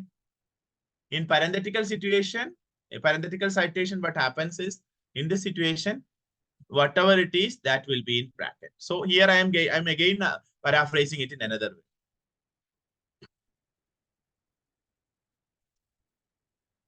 I'm stating as teachers have to interact with public and students, they need to show more professionally mature behavior and better emotional quotient. See, totally different thing I have written. Totally different thing. You cannot read it from the Goldman, but this is based on his reading. I got it. Now I am writing Goldman, comma 2006. Goldman, comma 2006. This is the way of paraphrasing. So I have done two paraphrasing. Compare the two paraphrased version. Totally different. I'm showing both together. See, these are the two paraphrases. Originally, you have seen it above. Now this is the two ways of paraphrased version. Interact. You got it now? This is the way of writing. So this way, everywhere you have to write either direct quotation or paraphrased quotation, either narrative or parenthetical. All these way you have to write. Throughout your introduction, you have to write this way. So while you are writing the introduction, background, so the problem you are writing, the variables, you are writing what the problem is. Regarding the problem, you have to write. Regarding the variables, you have to write. The subjects, you have to write. All these, you have to write properly. This is all about the introduction part. Okay. So introduction, you are writing, then review. Regarding review, you know what review it matters in research. Next is need and significance of the study. Need and significance of study. This is actually in the light of previous studies you have to write, or we call it as need and significance of the study. We call it as rationale of the study. You have to write the rationale of the study. That is actually, as a researcher, why you carry out this study. That is the question. Why you carry out this study? That is the question. Why do you carry out this study? So for that, based on the previous studies, quoting the previous studies, you have to write it.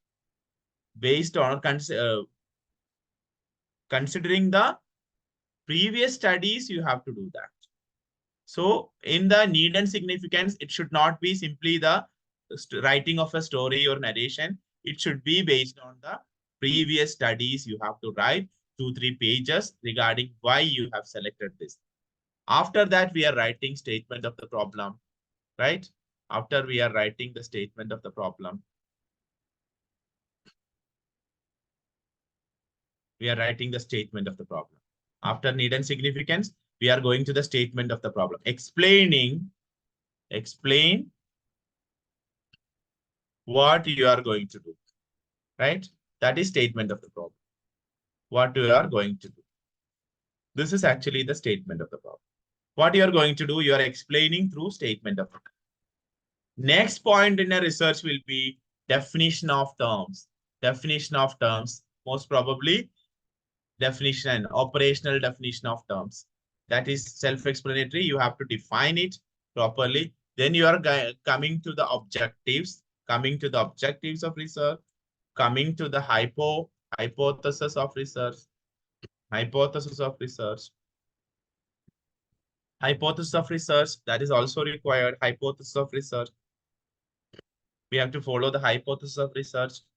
So objectives and hypothesis. In the hypothesis also, we have two types of hypothesis. Generally, we follow two types of the hypothesis, directional hypothesis and non-directional hypothesis. See, you must be knowing that. Non-directional hypothesis, right?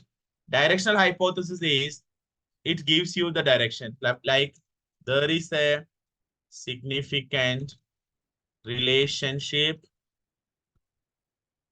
between the number of nursing intervention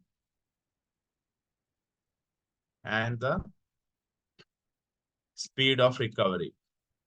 For example, this is you're talking about number of nursing intervention, speed of recovery. You are correlating this. So you can write there is a significant positive or negative. You are writing positive relationship, then it will be directional.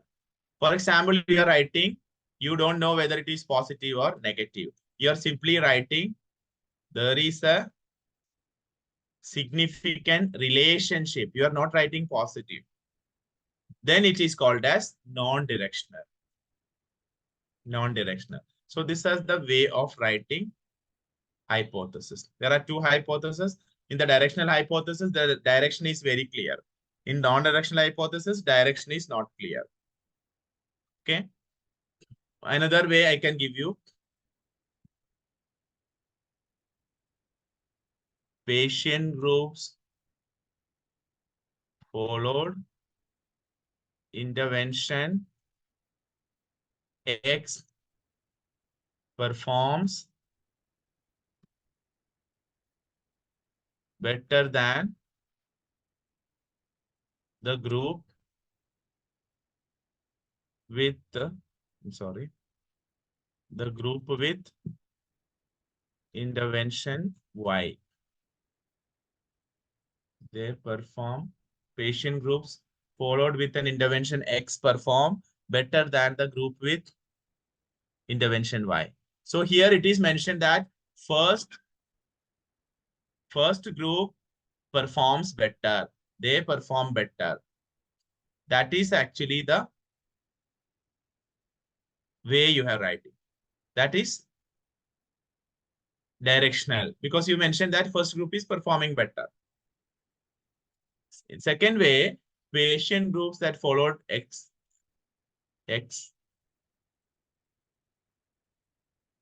and the group with intervention Y differ significantly.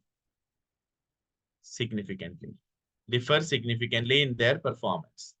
Differ significantly in their performance. You are talking about their performance. So this is actually recovery, whatever the performance is. So in this case, you are not mentioning that which group is better. Such kind of hypothesis is known as non-directional hypothesis. So directional and non-directional hypothesis, we have two kinds of hypothesis. Clear it is? Now, after writing the objectives and hypothesis, we are going to methodology. In the methodology, there are three things associated in the methodology. What kind of method you are taking? It is a kind of thing. So from the available method appropriate to you, you are taking it. What is your population? Which group, on which group you are working with? That is actually the population. On which group you are working with? That is population. Next is, how are you going to take the sample? Sampling technique. What is the sampling technique you are going to adopt? There are many sampling techniques available. You must be knowing that. Random sampling technique. In the random also, it is a family of sample. It is also known as probability sample. Probability or random sample you have. Then another category is non-random or non-probability. This is also another family of sample. In the random sample, you can go for many sampling techniques like simple random sampling. Simple random sampling is the systematic random sample is the proportionate random sampling is the stratified random sampling is the stratified. There are many. I'm not going to the details of that. Cluster sampling technique is the multi-stage sampling technique is the. These are the some of the sampling techniques come under random or probability category. In the non-random also we have. In the non-random also we have some of the things like convenience sampling,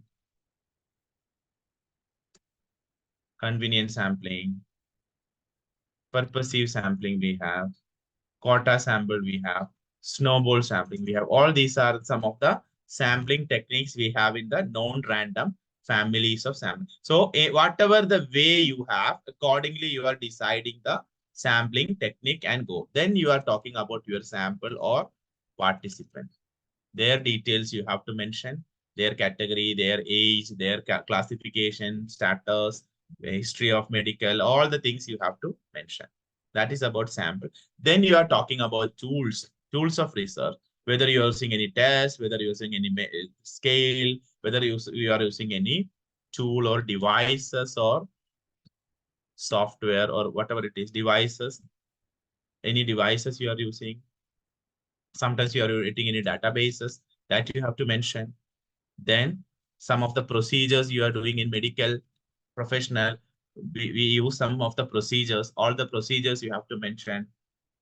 Next is analysis, how you are going to analyze it, That is also very significant thing. Analysis of your data, which statistics you use, which platform you use, what you take into account, all these things we can use it as concern of analysis. Got it? Now, result and interpretation. This is also a part of research.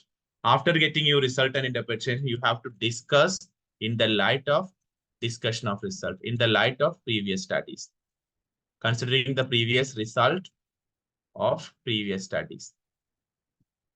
Result of previous studies you have to look into, and accordingly you are discussing the result of the existing study. Then you are going for reporting it. This is the entire journey of research. This is the entire journey of research that we have to carry on. Now we'll break for 10-15 minutes, and shall we take some questions here or take the questions at the end? Whatever you prefer. So we Yes, can do okay. it this way that maybe those who have questions can stay and the others can maybe take a little break. And maybe we take questions till 11:50 and then we restart. Yes, yes. Okay, okay. All right. Okay, so in the Q&A, I have Sridevi. Sridevi, let me bring you on.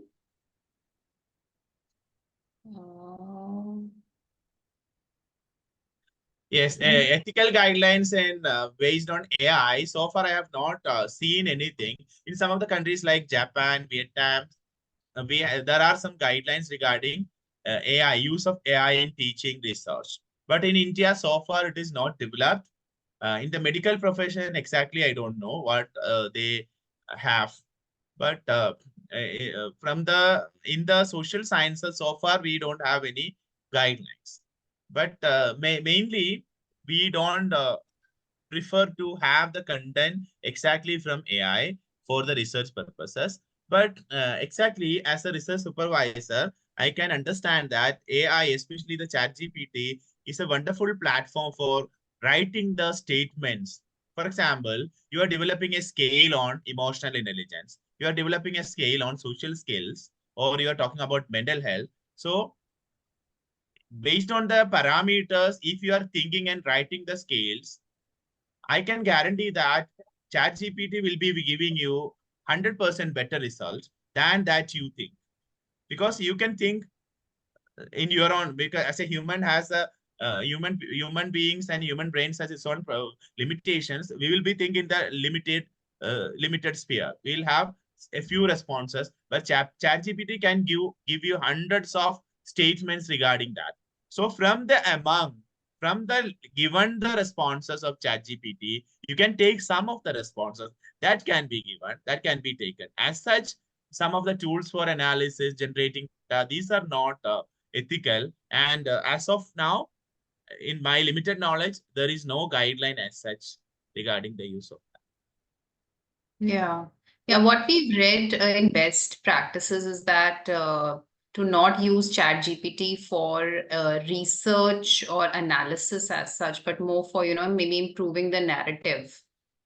Yes. That's what we've read. Yeah, I think Sridevi, you want to speak? Yes, thank you so much, Dr. Samir and Ms. Soumya. I'm talking to you from Muscat, from Sultan Qaboos University, and this is my 40th year post-graduation. So I am really somebody seasoned. I have a master's in nursing. My interest is cardiac nursing and critical care. I teach in the ICUs.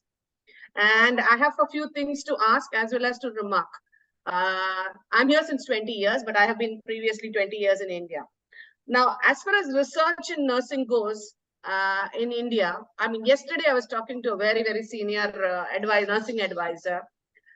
It has now become a trend, honestly, and I don't mind saying it, that all this effort is not made. And that is why AI is something that is worrying me, because now it becomes even more easier for people to just put some stuff into it, analyze and produce a thesis. And this is for my younger generation. This is why I asked this question. And so it becomes so much more harder to find good nursing research studies because of this issue. So in our university here in SQU, for already they have made some guidelines and told us things. So is there any way to check in on whether somebody is using AI to write their papers? And I'm sure probably you will plan to talk a little bit about plagiarism and Turnitin. And the integrity and honesty is something that we probably need to emphasize even more than anything else. So I was asking this question because of that. So I think it is time that nursing leaders, if they are here in the group, educators, we all need to sit and produce. Guidelines may not stop anything, but it will probably guide the upcoming young future researchers. Thank you so much for giving me this chance. Yes, ma'am. Thank you so much. Actually, there is a requirement, because we have to have a very serious and strict guidelines. And also, there is a limitation, as I perceive, there's a limitation. How do we limit it?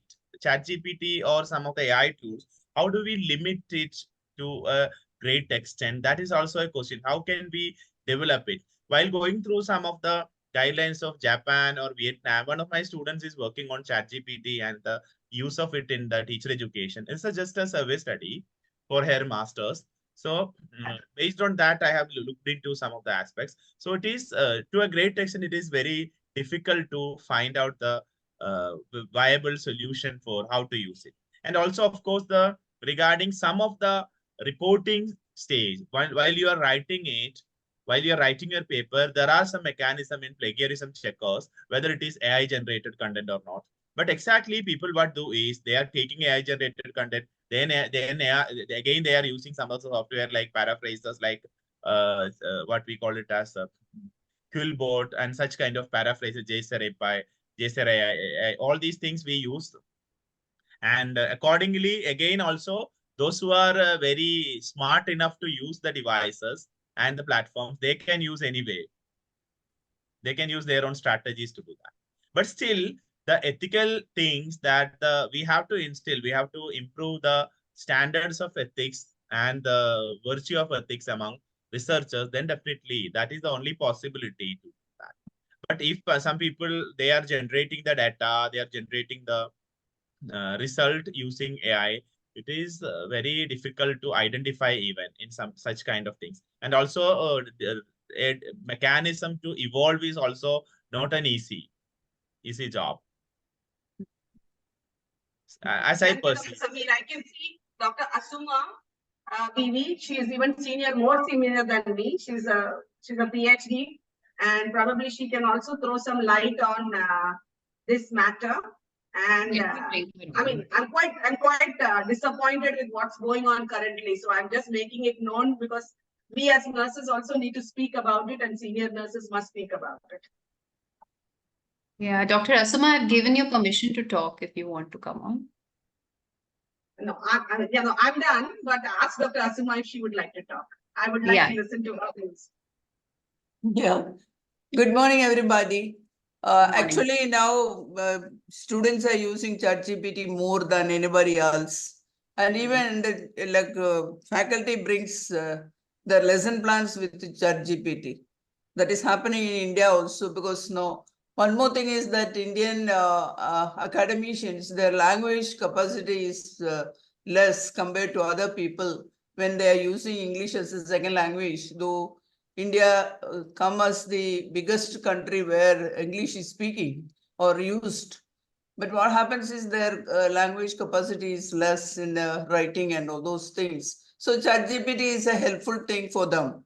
But they should learn how to customize it, how to give a proper prompt, and they should recognize and mention ethically that they are using ChatGPT or they have used ChatGPT in their research.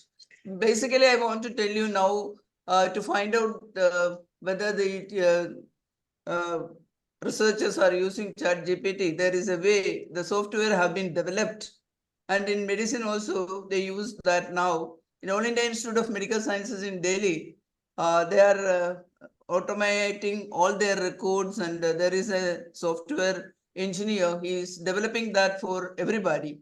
This may be coming within a few months to India. And now it is available to everybody, this software. When it comes, people can identify like our plagiarism checkup. That is what I want to tell you. And one more thing, Dr. Suresh Nambudiri is there. He is now at the institute in Pune, and he was a CEO of Tata Motors. And he is giving classes on ChatGPT and AI, and he has created the Divya Anjan one software for doing research with this. And he is able to help if somebody wants to find out. And he is a very renowned person in dealing with AI. So I request all the nurses who are doing research and going ahead with research to contact him. If anybody wants his number, I can give you the number also. You can contact him. And Sri, it is nice to hear you from Sultan Qaboos. Thank you. Thank you so much.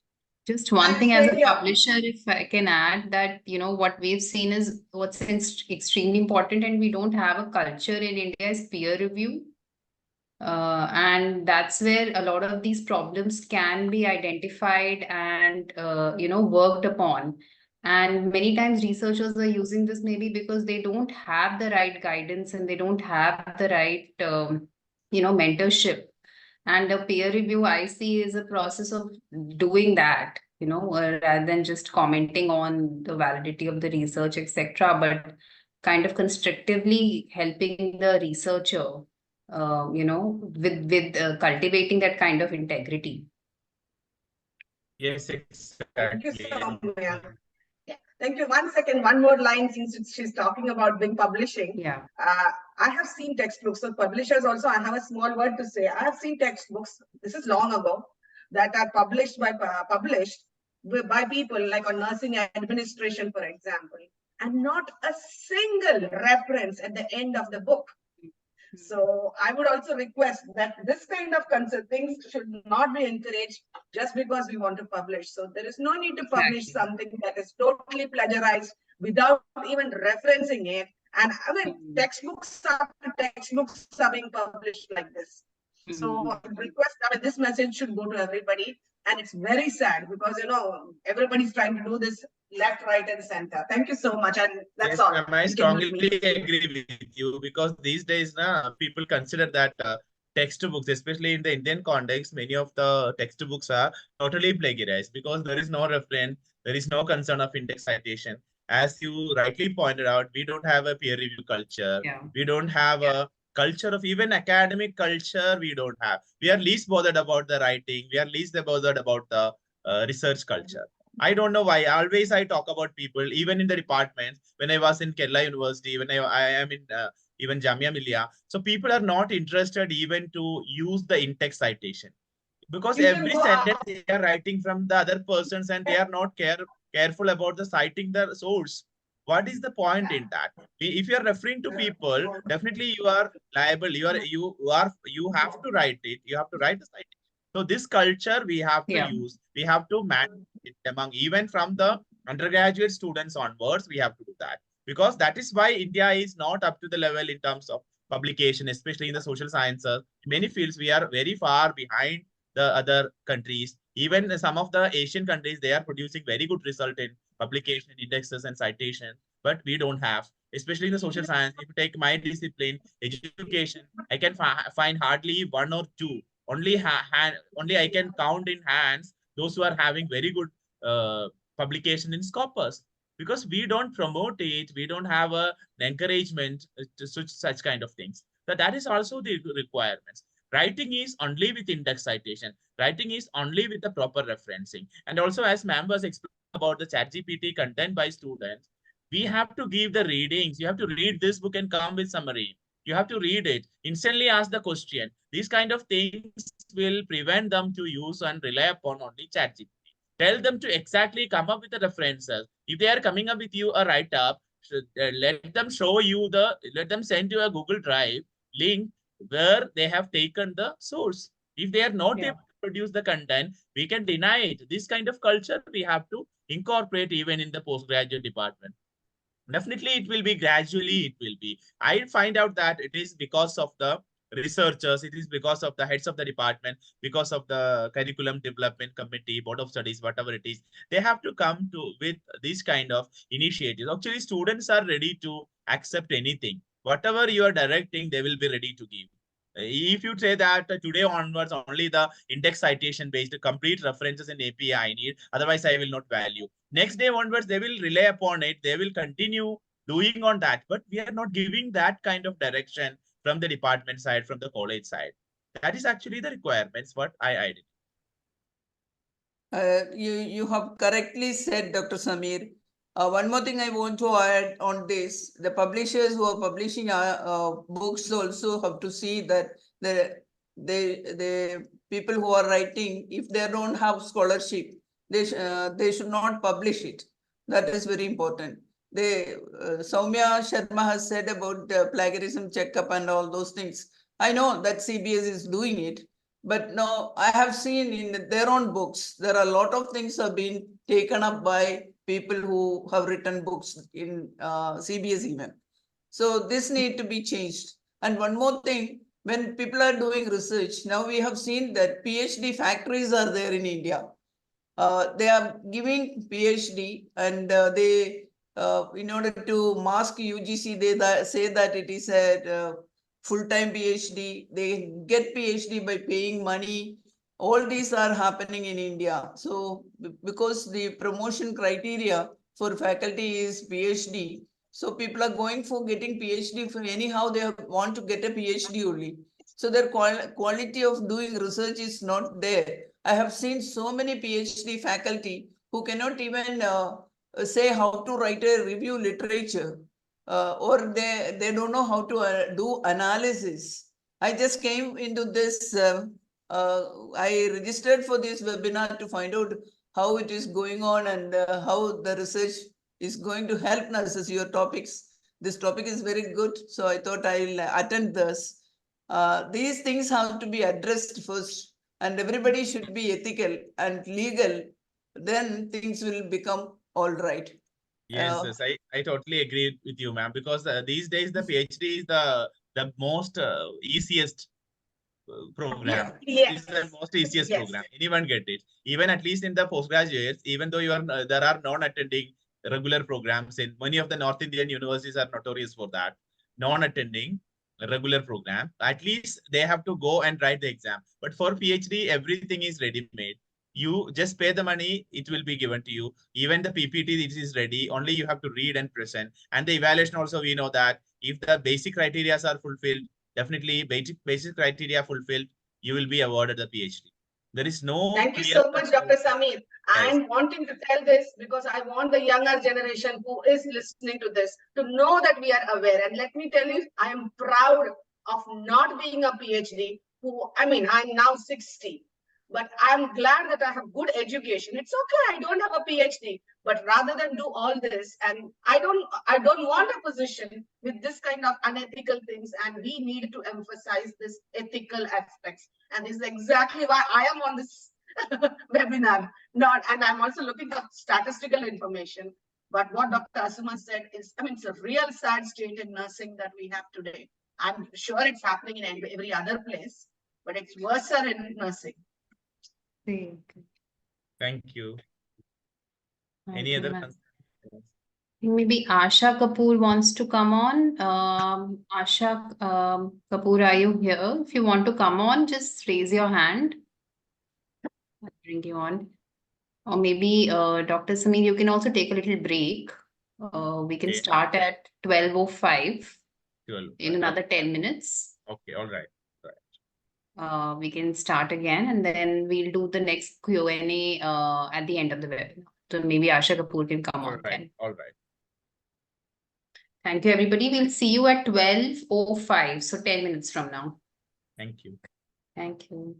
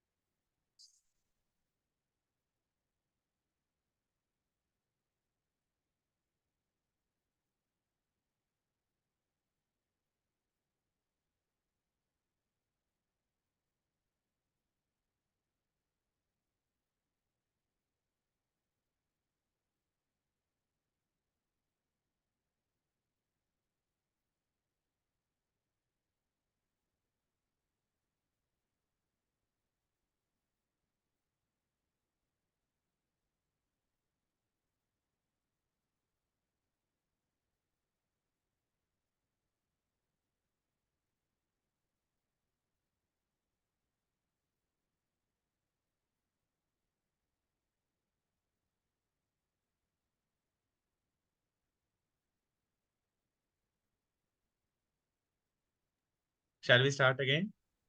Yes, I think we can restart.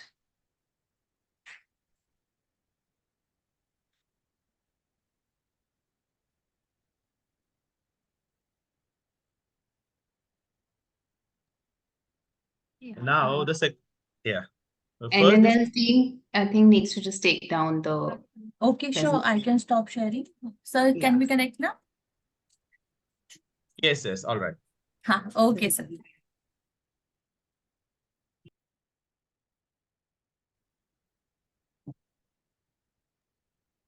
Yes, sir. Please continue. Actually, we do have received few questions in the chat box also, sir. So I request you to please go through that as well. I think we can go through those towards the end, Daljit. In the Q&A session? Yeah. Q&A, I have already answered to them directly. One Q&A. In the Q&A, I have answered. In the chat, I have not seen. Okay. Yeah, I think Asha Kapoor wanted to come up. We can do that towards the end also. I think she has a study. She Yeah, ask sure. questions. Please Okay, all continue, right. sir. Thank you. Okay. Thank you. Okay, dear participants. And now we are moving to the second part of the day. The first part I have discussed the basics of research, the procedure of research in general. Now, let us come to the publication concerns in research. Publication concerns and research. This is also one of the things that we have to seriously look into. So here I have a PPT. I'll look into the PPT. And again, sometimes I'll stop the screen and I'll come to the, what we call it, the original website. Okay. So academic writing and concerns of publication. So we know that when the research is over, every research is talking about a productivity. It requires something that we have to look into very specifically on its element that is going to be helpful for the society, because we know that social good is any concern is any research is for social good. We talk about the Nobel Prizes. Why we are giving Nobel Prizes? Because they come up with some significant results and researchers that helps the society to grow, humanity to grow. So that is why we are giving such kind of prizes to people, researchers, because they are helping the people and the system to grow. So any research, it is focused on productivity and its outcome should be popular among public and the interest academia. So now, when we are talking about the result of a research, it should be a product as a publication, and only it has value. So we have to talk about writing, we have to talk about publication. Whenever we are talking about publication, the desired manual, teaching and learning of the desired manual is mandatory all the time. If you are a student of nursing, if you are following APA, you should have clarity regarding how to write and structure a paper exactly based on the American Psychological Association manual. If you are from engineering background, hopefully you follow IEEE manual. So IEEE manual you have to follow, structure the paper. You will be able to structure. Then only you are a good researcher. You'll considered as a good researcher. There are Harvard manual. There are Chicago manuals are also available. So social sciences, languages we use, Modern Language Association. These are some of the manuals available. I have given you the first manual I have given you yesterday. Hope you have received it. Otherwise, you will be getting from the organizers. That is, it's a very basic about APA. In that, how to write it, how to cite a reference, everything is given in that. Oh, especially for the postgraduate students, I can tell you that there are plenty of resources available. So every resource has its own peculiarity and its own speciality. While writing the references, every source may not be written in a specific for specific style, specific way of reporting.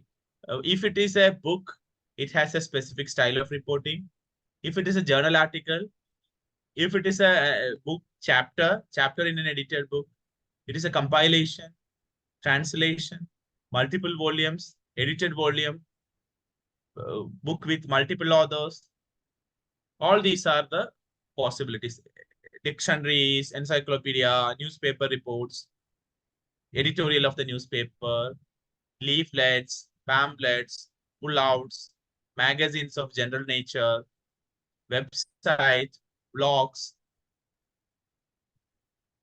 YouTube, television shows, radio programs, public lectures. All these are some of the sources that we can use for citation in research. So everything has its own way to write its references. So for that, it is essential to read a manual properly. When you're structuring a paper, another thing is that when you are structuring a paper, you have to look into the journal first. You have to look into the journal first. So if your paper is ready to publish, if your research is completed, you are going to publish the paper. You have to look into identify the best journal suited for me. Best journal suited for me. So for that, you have to identify the journal databases. What is the journal best fit for me? Then you have to look into the aims and scope of the journal and the guidelines for the authors. So I am stopping sharing and I am coming to the another that is web page. So let me come to the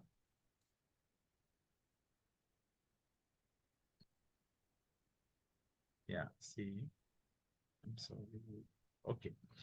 Now website is visible. So if I go to the Scopus, so in the Scopus, you must it is visible, right? Scopus page is visible, right? Yes, it's visible. Yes. So some people have even I also got cheated one time. Once when I submitted a paper to, I got a connection from WhatsApp and they mentioned that in 6 weeks times your paper will be published in Scopus. So I was not having an awareness regarding there are some issues happening in the publication industry. Then I submitted one of the good papers I submitted. They published in a paper and I got after 6 weeks they published it and I got the e-copy as well. When I checked in the Scopus, it was not available. So this is happening. So don't go for such kind of experiments with some of the messages that you got from WhatsApp. So better you search in nursing. In the nursing, what journals you need, whether advanced specialized nursing, critical care nursing, emergency nursing, whatever your area, you can search it and you can apply. Select it and apply in the area. Then all the journals published in the specific category, nursing will be given. So you get diabetes care is a journal, stroke is a journal, persuasion, this is another journal. All the journals, how many tabs it is? 158 journals, you got it from the selected nursing field. I have not selected everything. Okay, I have selected something. Echo Research and Practice, Australian Critical Care, European Journal of Cardiovascular Nursing, Palliative Care and Social Practice. It is an open access journal. So I go to, if I identify that, okay, better open access is good. So I will go to this journal. If I go to this journal, whether, okay, I am looking into 2019 to present is the coverage. So it is a SAGE journal. It is also Sources journal, palliative care and patient practice is its coverage of Scopus is there. So I can publish it. It is a SAGE journal. It is ISSN is given. Subject area nursing and specialized nursing. So I got a journal. Is it okay for me? For that, I can look into the journal page. So I'm just taking the journal page. I'm just looking into the journal page now. Then I can find out whether it is a best fit journal for me. So I have written relatively, more or less relatively, relatively suitable articles. It is a SAGE journal. So I got the window of the palliative care and social practice. Now, as a researcher, what I can do is before submit a paper option is there. Before submitting a paper directly, I have to do some exercises. One is I can see the journal aim and scope. It is the must read because I can tell you an example of my case. When I submitted a paper to a Russian Journal of Education in 2020, I got an immediate rejection stating that the paper is not under the purview of our journal. The paper is not under the purview of journal. So I should have read the scope and aims initially because I have not seen the scope and aim of the journal. I simply look into the title and I submitted the paper. So I got an immediate rejection. They didn't review the paper. That is the thing. So aim and scope is required. You have to read it. What kind of articles they will publish? It's an open access journal, peer reviewed open access journal on palliative care. It welcomes articles from symptom science, clinical practice, health service research. However, it aims to publish cutting-edge research from the realm of social practice, from public health theory and practice, social medicine and social work, to social sciences related to dying and its care, as well as policy criticism. So this is actually the idea that you have to look into. Then you will get an idea whether my paper is the best fit for it. Indexing is also given here, whether it is corpus index and freely available to read and download. So you can find out whether this is good for me or not. Aims and scope. First, you read the aims and scope. Second is understand the nature of structuring of your paper. How can I structure my paper? So of course you have to read some of the model articles. So I can see that these are determinants of actual place of death among non-cancer patients and end-stage chronic health conditions, a scoping review. So this is a paper published in it. So I can completely read the paper, its background. So what it is written, abstract is given. Abstract is a narrative abstract. Similarly, background is given. Background is of 1 or 2 pages it is given. Method is given here. Search strategy, whether it is what search strategy you follow, that is given here. Inclusion and exclusion criteria of the paper you have written. Selection of studies, the Prisma diagram, everything is, the diagram is given. Framework as per Prisma they did. Data extraction method is given. All the studies they have incorporated that they have mentioned as such. These are the studies they have taken. So as such, they have mentioned the studies. Then they mentioned about the result. Study characteristics. So this is simple study. Table 1, factors. They are talking about factors. So whether, then discussion is another thing. Referencing style also, you can see this is IEEE style, I think. We can see that later. Then it's not IEEE. Proceeding factors, individual level, community level, many things, macro systems level, whatever it is. So see, this is about the study only. Now, finally, limitations of study they have written, scoping review, conclusion they have written again. Only in the conclusion they have not mentioned the citation. Otherwise, everywhere they have acknowledgement, no acknowledgement they can give. Generally, they acknowledge certain institutions they fund for them, or some individual they help in the conduct of the research. Footnote, you have anything, consent for publication, these are not. So this way you identify the nature of the paper. While going through a paper, you will get an idea regarding how a paper is structured. Then we are going to another paper. That was the review paper. This is a research paper. So abstract they have given. Abstract is also given in objectives separately. This is structured abstract. Method, result, significance of result. Then again, they are talking about introduction. They are talking about study design inside intervention, how intervention is given. It's an intervention study design and method. So going through at least 10, 15 studies, you will get an overall idea of how it is given, how it is structured. So this is also a mandatory thing to you to successfully submit a paper. Now, next is we can go through the submission guideline. Here see the submission guideline. So every journal will give you a submission guideline. So you can go through the submission guideline. I think palliative care social practice is visible now, right?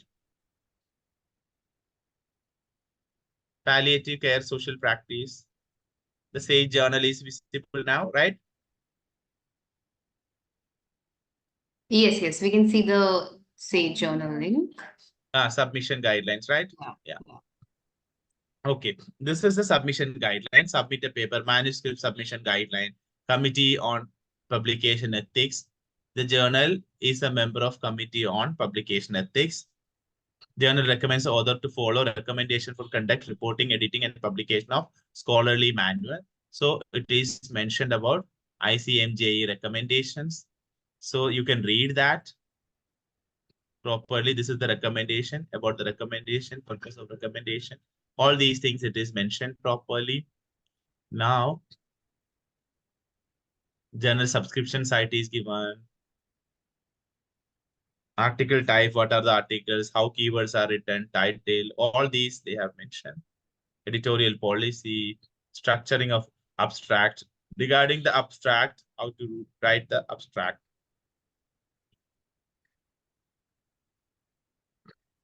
Okay. Your abstract should be of more than should not be of more than 300 words. When submitting an original article, meta-analysis or systematic review, it is essential that you structure your abstract with headings that follow structure described in section 3.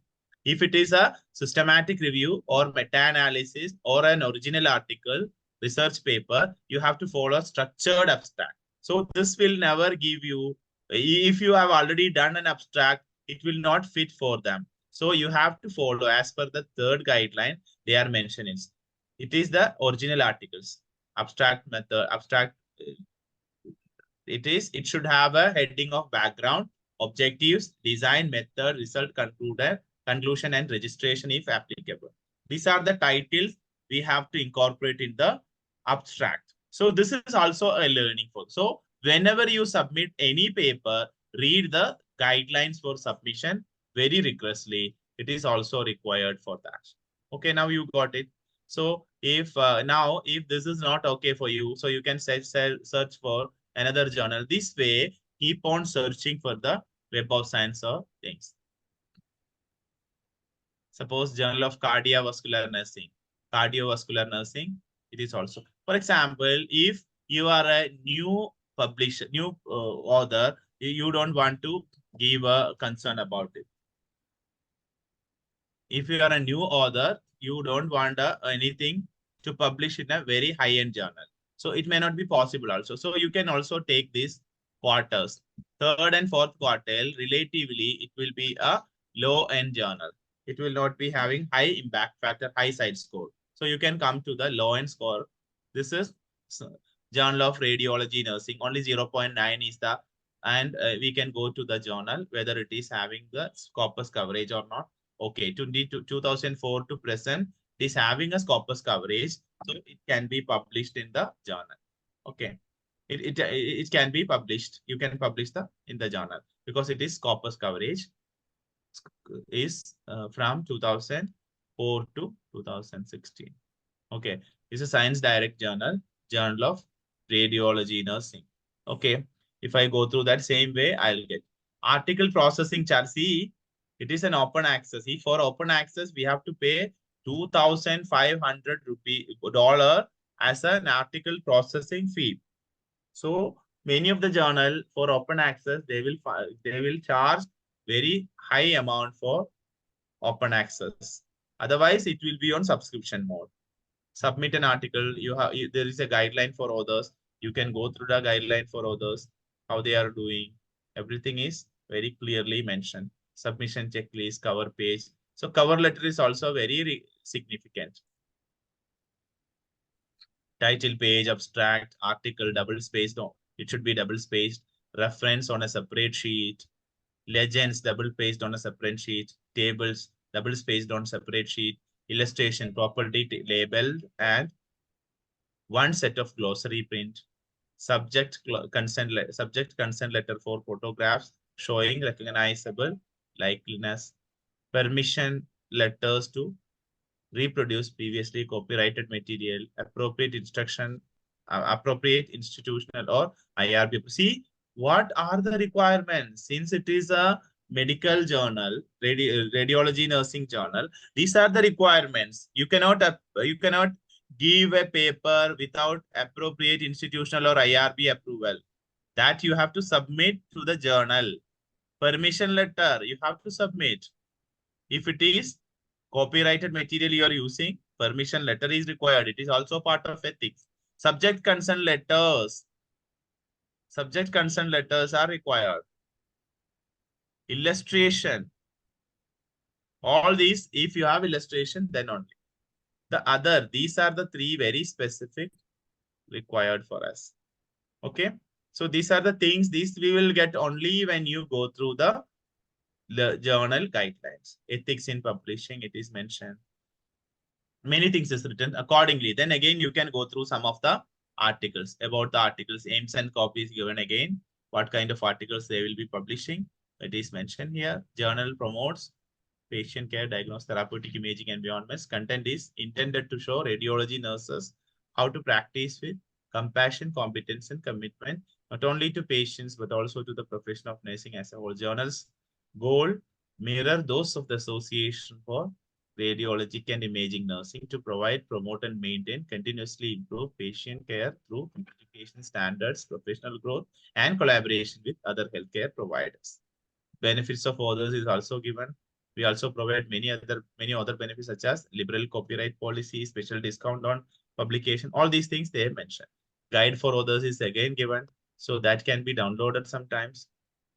There will be a downloading copy. Submission checklist is written. All these things will help you to identify the requirements. If you see the issues of the journal to understand how it looks like, what are the things associated with it. If you look into the first article, you find out the article. It is not available, I think. Okay.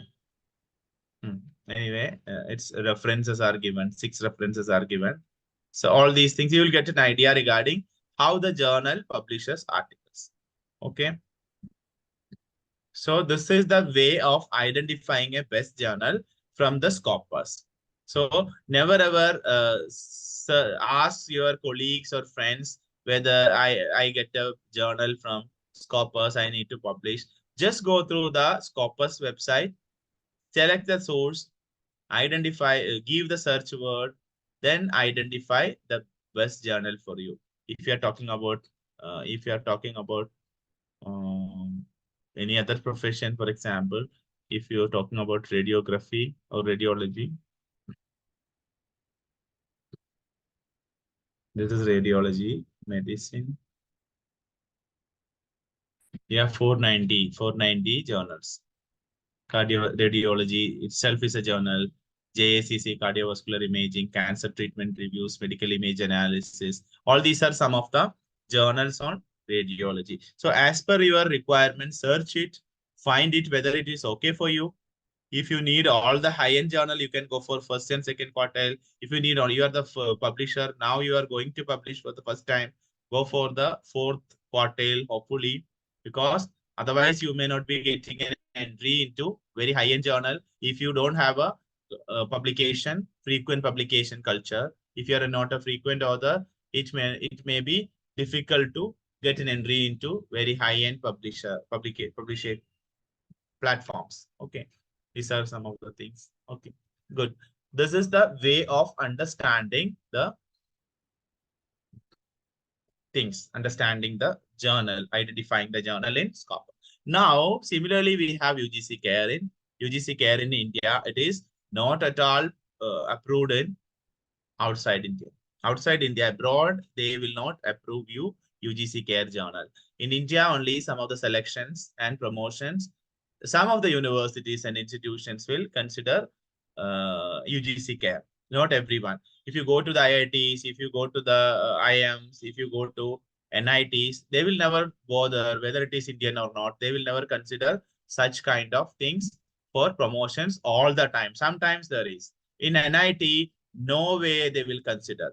IITs, I don't have a clarity because NIT, I have a friend and she told me that they need a publication in Scopus and the board has to convince that we have to get them convinced that it is not a paid publication. Even without publication as article processing fee, if you publish, then only they will consider such kind of journals only. They have a list of such kind of journal.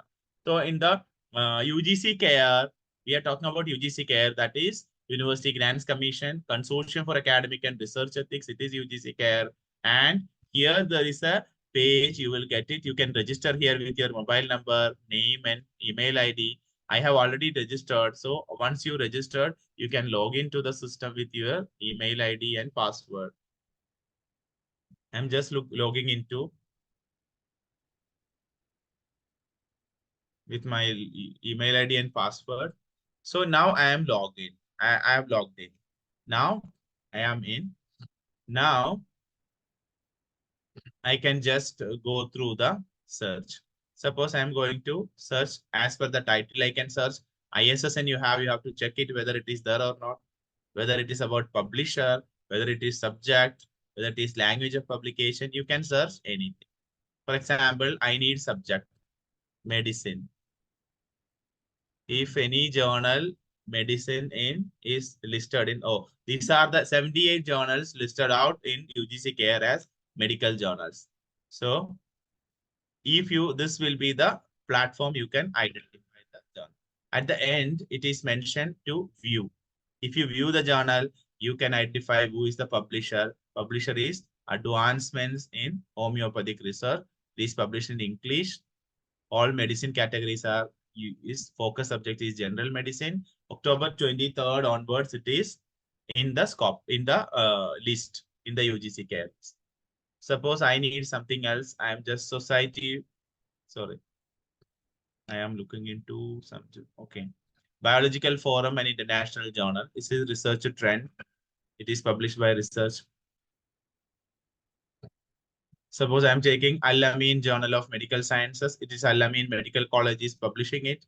If I can view it, Al-Amin Medical College is the publisher. It is in English, General Medicine. From 2019 to present, it is approved in the UGC Care. Okay. So this is the way of identifying UGC Care. UGC Care also publishes the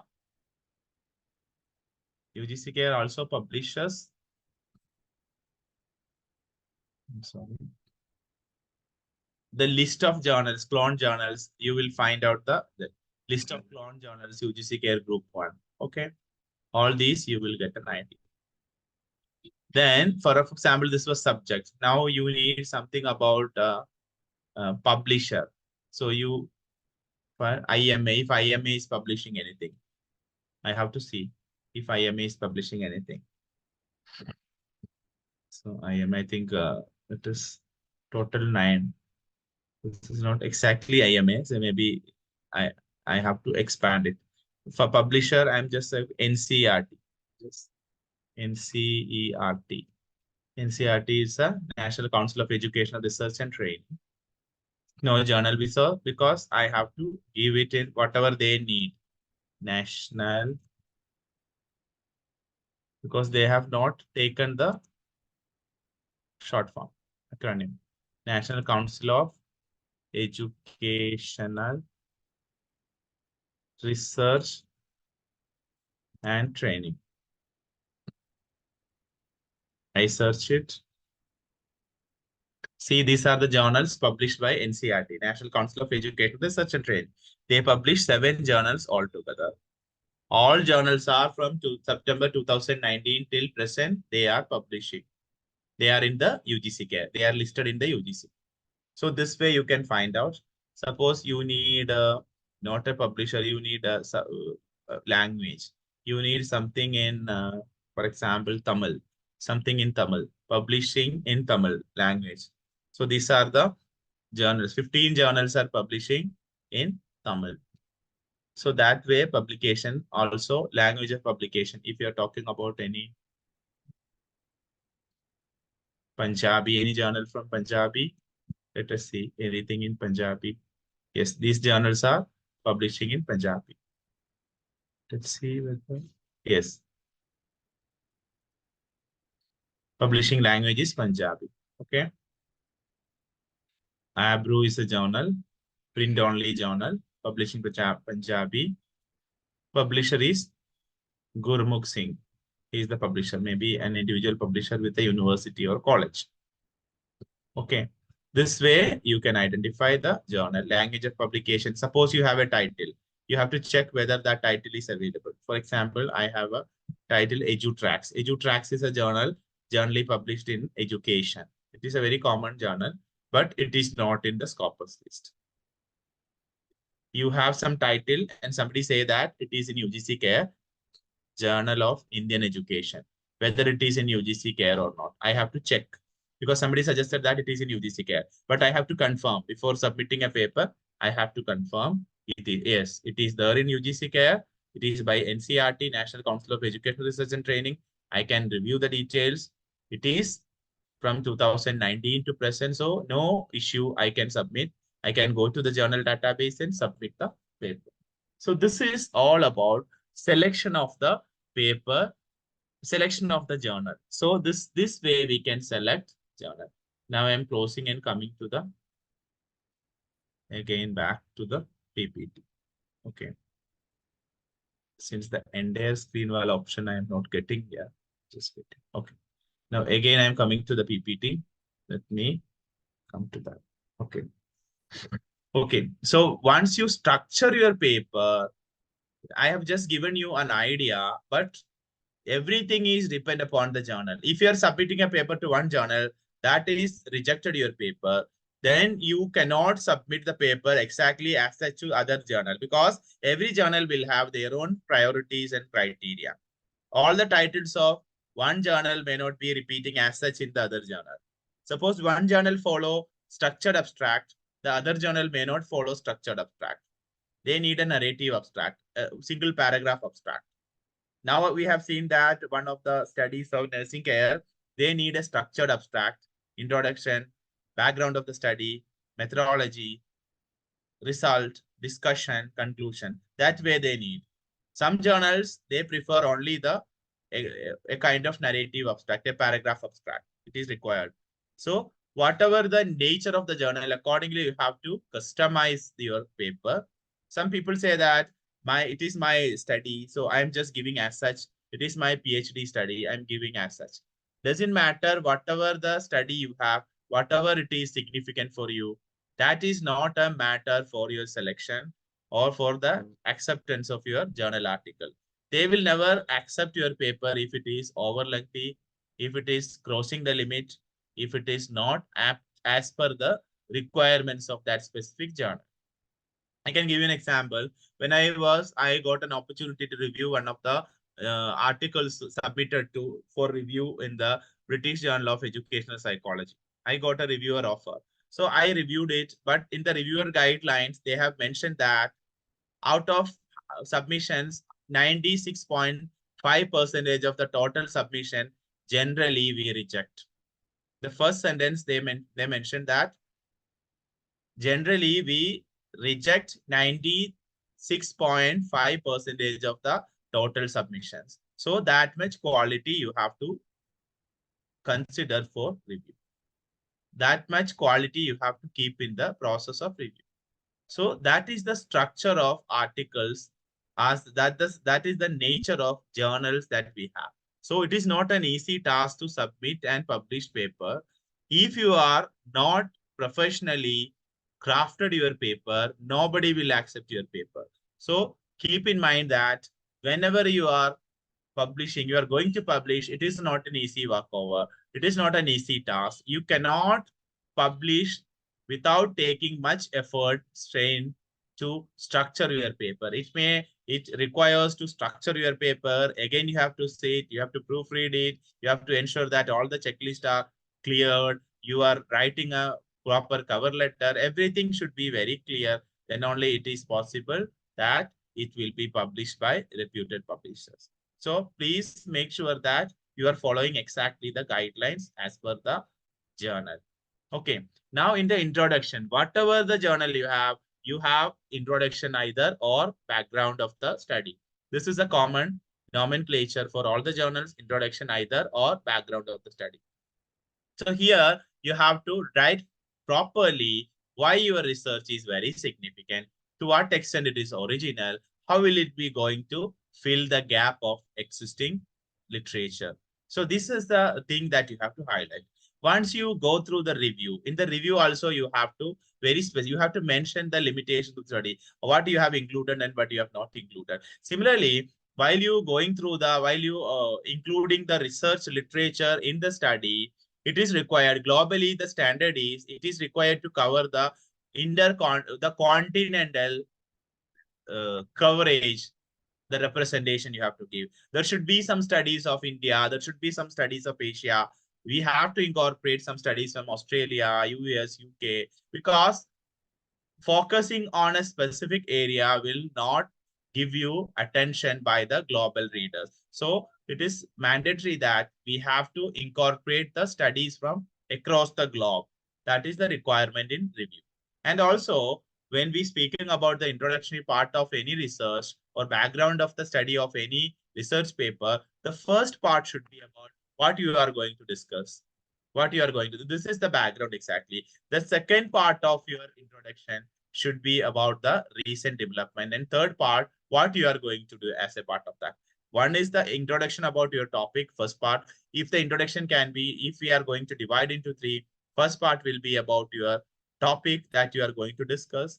For example, you're talking about self-esteem or emotional competency or like that. So if we are talking about any intervention strategies for critical nursing care. So that specific strategy related theoretical construct and discussions will be the first part. Second part of the introduction will be about the reviews.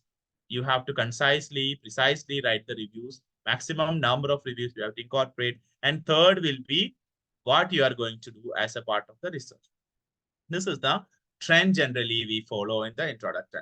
Then when you're talking about methodology, you have to properly mention everything. So here, there is no point in discussing much about it because everything it follows according to the guidelines of the research journal. So that you have to strictly follow the research journal guidelines for submission, guidelines for authors, manuscript preparation guidelines. Like these are some of the terms generally they mention for the guidelines. So accordingly, you have to follow that.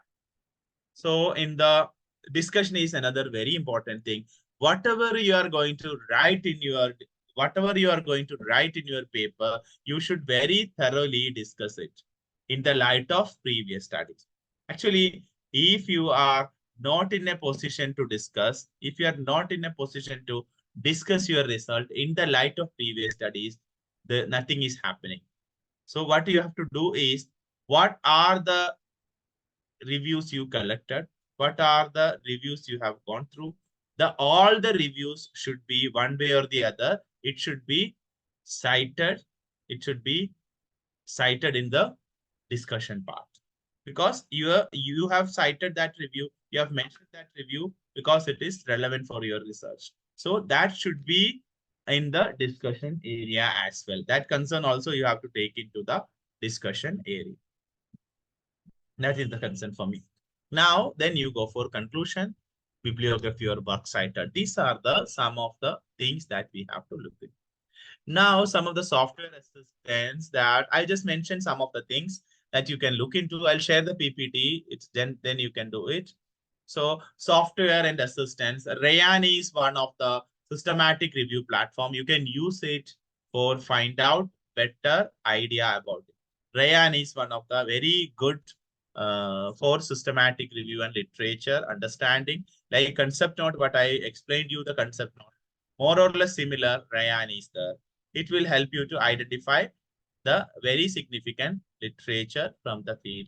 It is an area that helps to, it is a kind of platform that helps you to do a kind of systematic review. Canva, even though Canva is making some of the posters, but it will have its own diagrammatic designs you have made through Canva. That is also one of the essential things.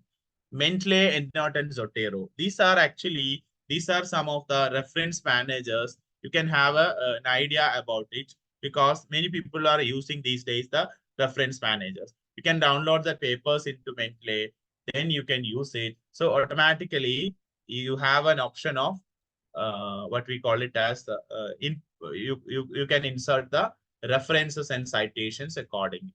It make you easy about writing the citations and switching over from one to the other. It is also possible if you use the reference managers. If in Zotero you use a APA, but when you submit the paper, it is identified that they are using IEEE manual. So you can simply click on change the citation by default, but automatically it will be switching from IEEE this to Zotero will help you to switch from APA to IEEE. That is also possible from Zotero. Okay. Many things like, I'm sorry. Okay. SiteNet Explorer, this is for bibliography, writing bibliography. Voice Viewer also, it is used for the bibliometric analysis. That is also one of the platforms that we can use for bibliometric analysis and review. Origin lab is for graphical representation. Matplotlib is also for graphical representation. Bibliography writing, if you have some issues, ECB will help you to write the bibliography. ECB will help you. Similarly, NCSS 2022, this is also help you to develop the idea about the referencing. Then writing assistance. Writing assistance, every time we have the use of Grammarly. We generally use the Grammarly and Ginger platforms. These are helpful for, even I am also using Grammarly. You can see the Word file. I'll share the Word file with you.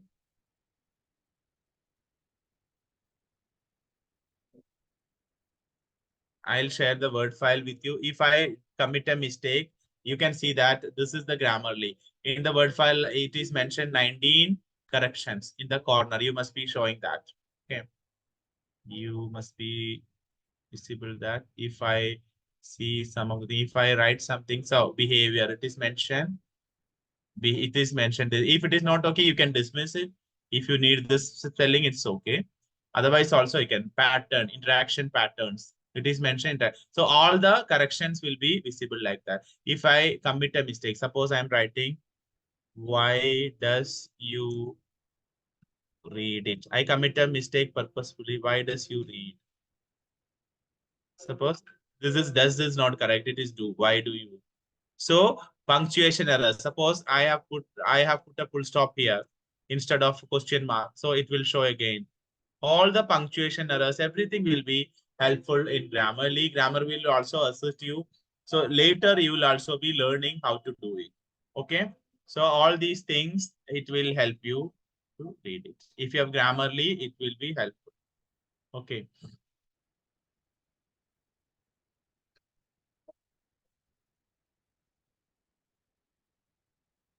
Okay, I think it is okay now. Now, again, I'm coming to the other. I'm sorry.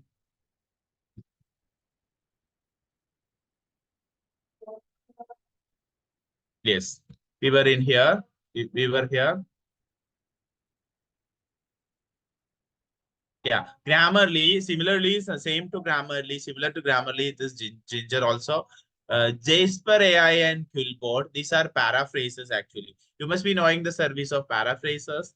Paraphrases will help you to paraphrase the content. But whenever using the paraphrases, never ever go like copying from one source and directly pasting in the paraphrase. It will not help you much about it. But what you can do is, you can take a paraphrasing, you can paraphrase in your own language in the Word file, then go to the Quillbot like platform and paraphrase it using that. It will help you to reduce your data, enhance your data. Everything is possible with the paraphrasers. Please make sure that you are using it rigorously. Okay, you got it now? Now, I am coming to some of the guidelines regarding publication. So when you are publishing, it should be very specific. When you publish, it should be very specific. The publication should be very specific in your name. Don't misrepresent yourself. These are some of the ethical guidelines I am talking about. Don't misrepresent yourself. Be honest to your readers. That is another thing. Be honest to your readers. Don't include anything that doesn't answer your question. Some people write that they got some sophisticated, some very hi-fi sentences with very, what we call it as, it is a very new kind of vocabulary usage you have seen somewhere. So you are just taking it as such.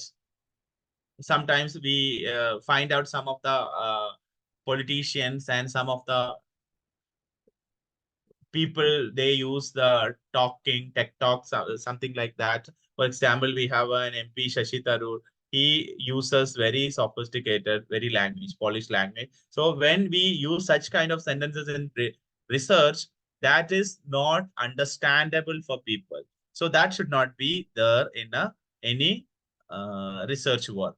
It should be readable. It should be understandable to any layman. Don't lengthen your paper unnecessarily. People may claim that, oh, it is my PhD. It is very significant. I took 7 years to complete my PhD. So this is very relevant. I cannot reduce my paper. There is no point in that. There is no point in that. This is simply the argument of people for not doing anything. Actually, any result can be represented in one sentence. It can be represented in 300 pages as well. So that way we can understand whatever it is as per the requirement of the journal, reduce it, limit your paper to the page number accordingly. Clear? Now, don't reveal incomplete idea. Some people write something while reading, we are not getting the connection because they copied from somewhere and they don't know even how to place it in that sentence, how to place in the paper. So it will be a kind of what we call it as it is kind of hike in the paper. It is some kind of what we call it as a unwanted element of the paper. It will be shown like anything.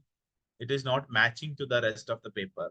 So such kind of things, never ever use it. Don't reveal incomplete ideas. Don't exceed the word limit. From some other paper, I have taken from some blogs and materials. So this is also another thing. Don't make too many generalization. Some people say that North India health system is totally failure. These are some of the generalization. In North India, healthcare is totally flop. These are some of the unwanted generalization we have. If we have some evidences, it's okay. Some people say that government school teachers are good for nothing. Government hospitals are good for nothing. Nothing is happening. Doctors are not even properly diagnosing the people. They are simply writing the, okay, anyone can sit, okay, paracetamol will be there, Dolo will be there, this will be there, that will be there. So this is for everyone. So why are you going to the doctor of a medical, government hospital or PHC? These are some of the generalization or some of the writing in vacuum we are writing. If you have something concrete evidence of a research, you can write it by citing that specific one.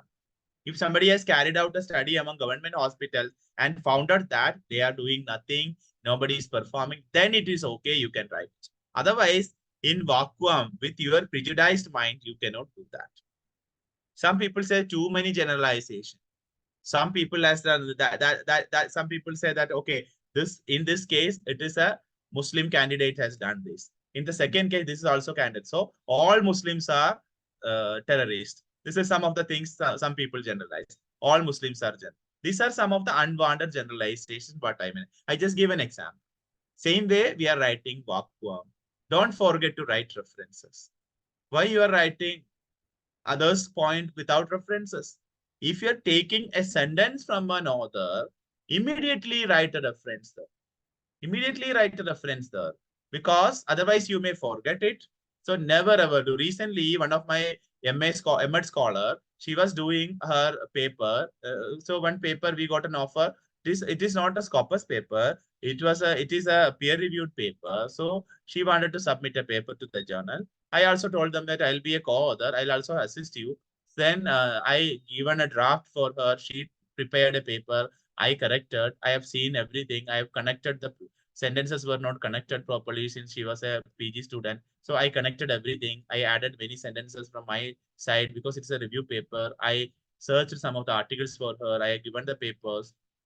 Finally, when go through the referencing scenes, I was cross-checking all the citation were there or not. So half of the citation she has put, I couldn't find any reference. Then she told me that I have copied from this, I copied from that. She started giving me excuses. Then as a promise was that we will submit a paper in 2 days after getting an offer. Then I told them that it is not possible because the candidate is not doing properly the referencing. Then I made her seated near to me. I mentioned every references. That is not, I put it a red color everywhere. Then she started searching for the references. She was not in a position to identify where it is, which paper I have taken it. So this is actually the scene when we are not properly referencing in time, it will create this kind of messes.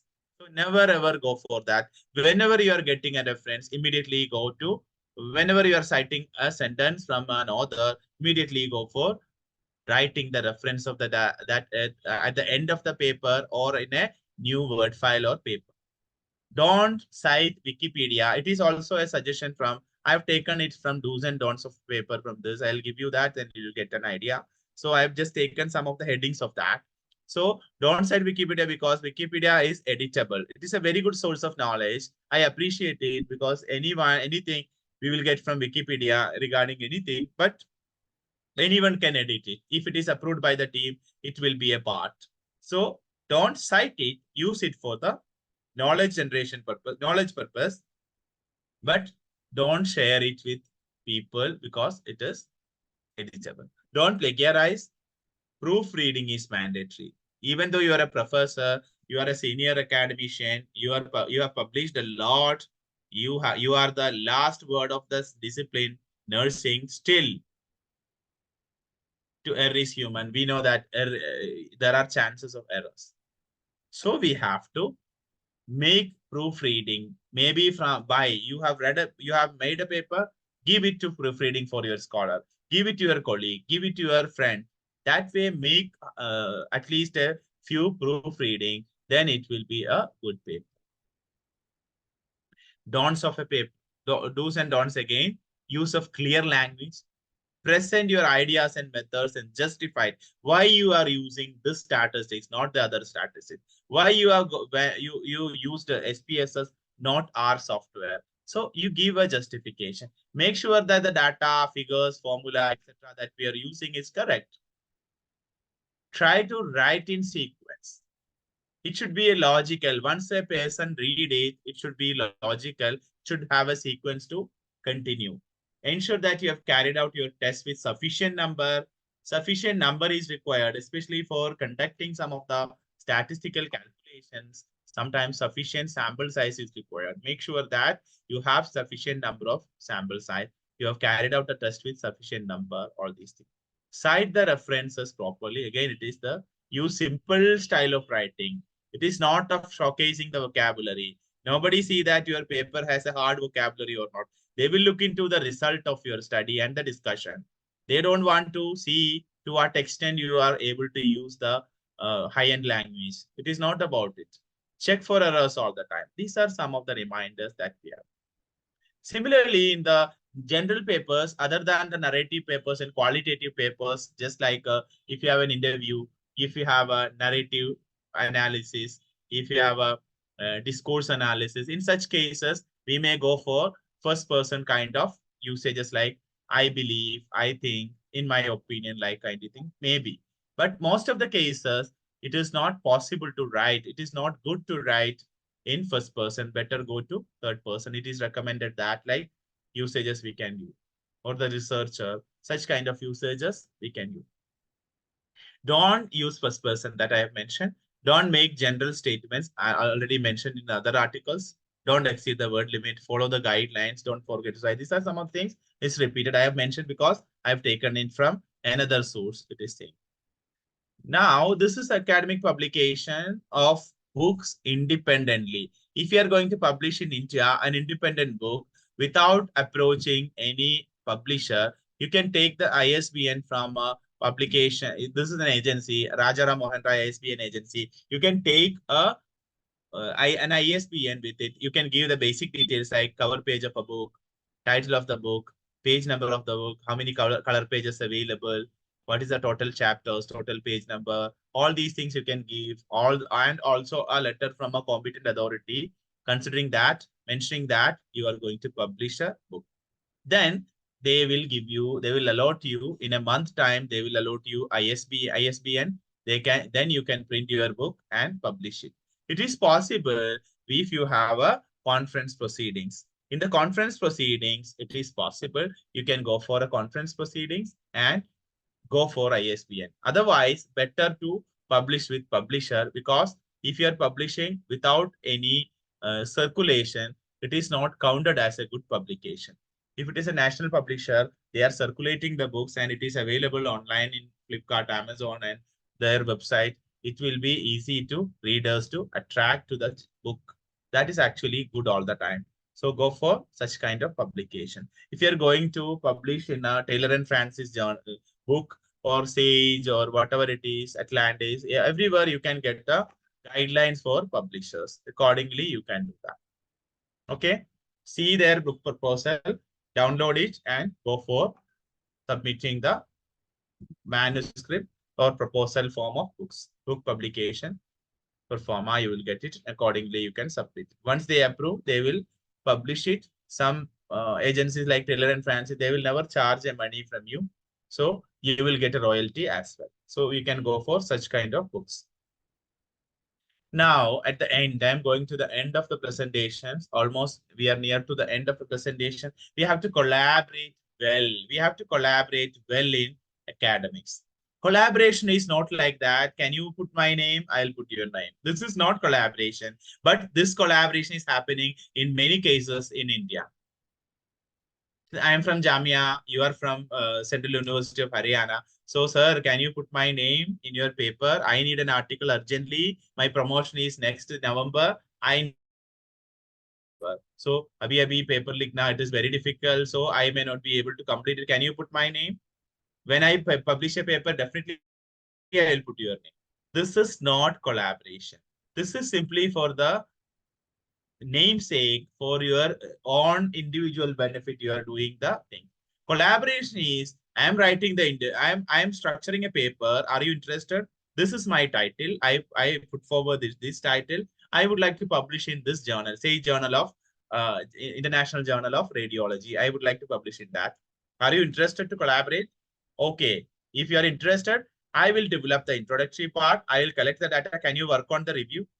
Yes, I can work on the review. This is the fruitful collaboration.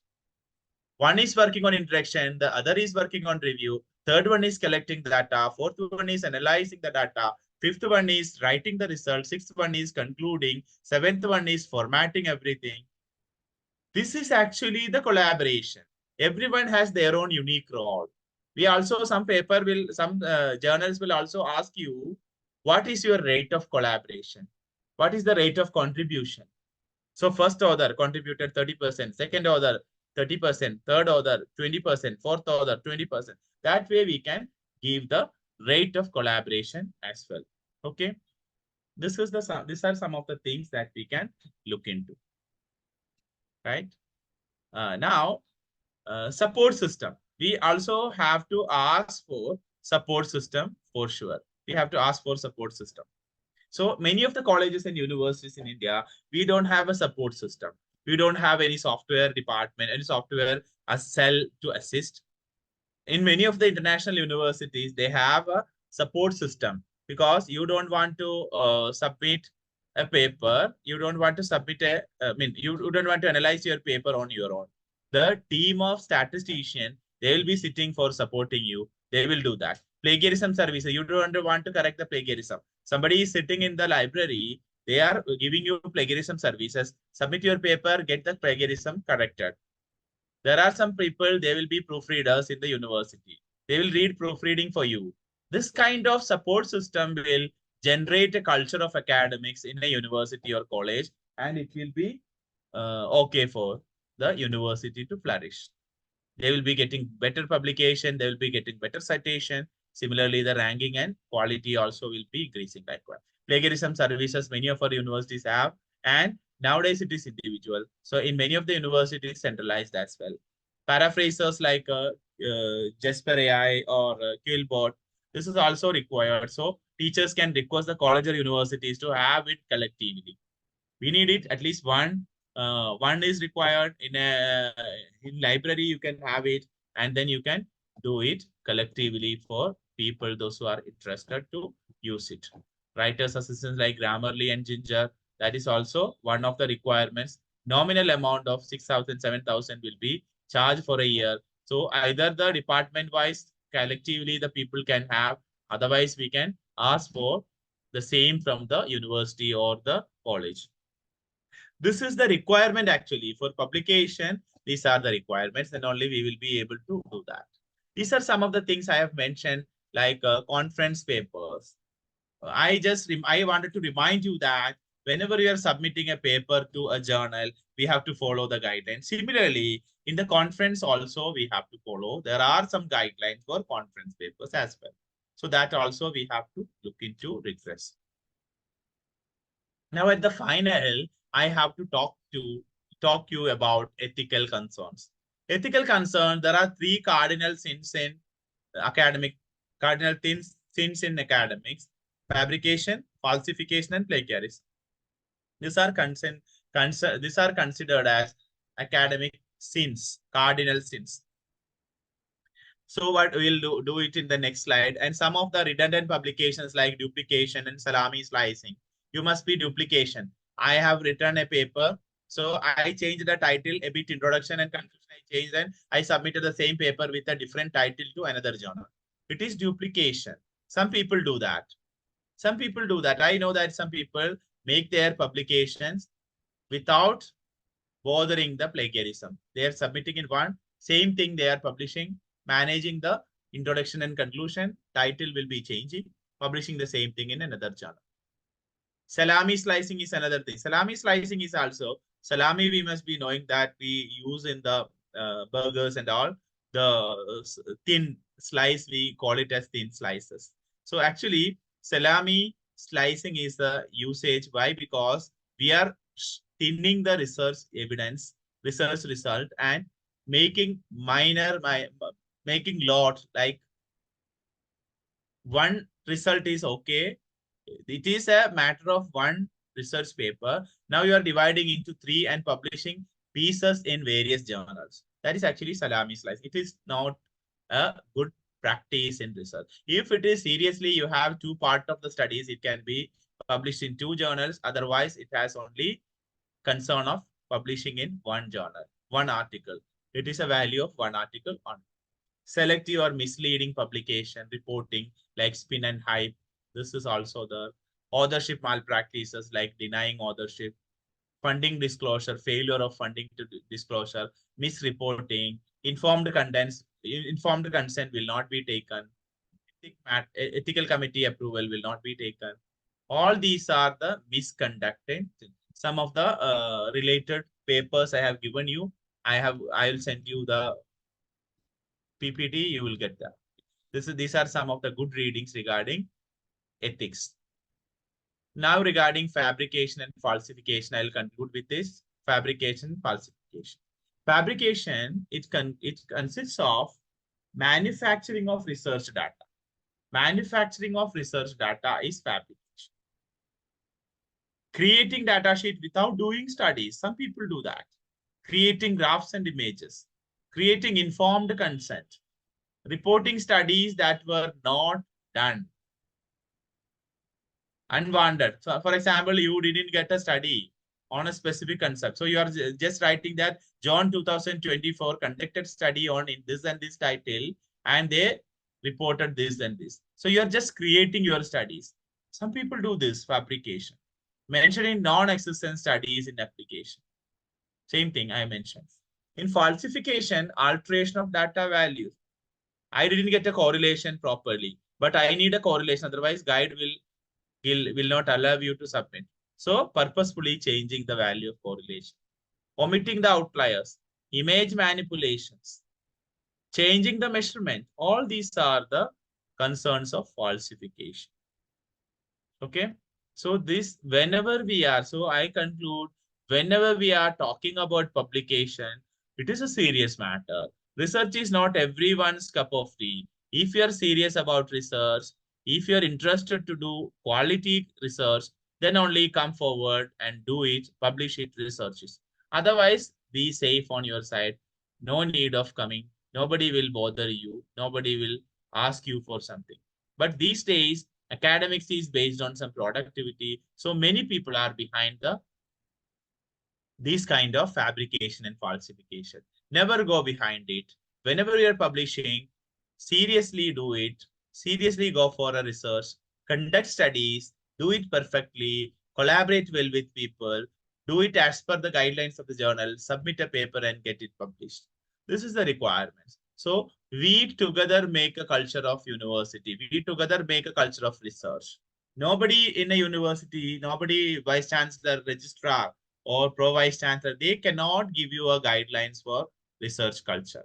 Research culture, it develops from within. There is no compulsion. With compulsion, it will not work. With compulsion and with pressure, more fabrication and falsification comes. You will be compelled to publish, so at any cost you will publish. You will give money to get it published. If it is a culture, it will be a culture. That is why many of the universities and organizations have a culture. And one of the thing I am not denying the issues of India. India has lots of issues. Many of Indians, especially the social science stream, we are not very serious about serious researchers that has a value of publication. I can tell you from education, very few studies are available from education in Scopus or Web of Science. And I can tell you that this is because of some policies. And what is that? Because of funding. We don't have fund. Western countries, take the example of Western countries, Middle East countries like UAE, Qatar, they have fund for research. Every year you can publish, even in the open access journals, you are paying 80,000, above 1 lakh, it will be paid by the university. Only you have to prepare the manuscript, conduct the research, every support will be provided by the system as a whole. But unfortunately, we don't have that. That is one of the basic reasons that we are not coming forward with the standard publications. And even in many of the Indian universities also are having encouragements like in Amrita, I have seen that Amrita University, they will be paying every year. If you have published in a very good Scopus paper, you published a very good Scopus paper, you will be given some monetary benefit along with your salary. So this is also some of the good practices somewhere we have, but everywhere in public funded institutions, we don't have that.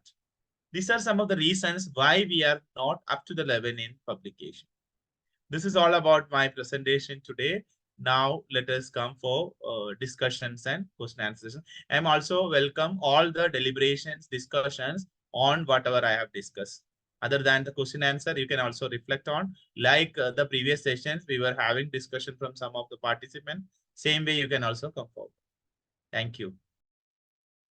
Thank you, sir. That was, I believe, extremely helpful.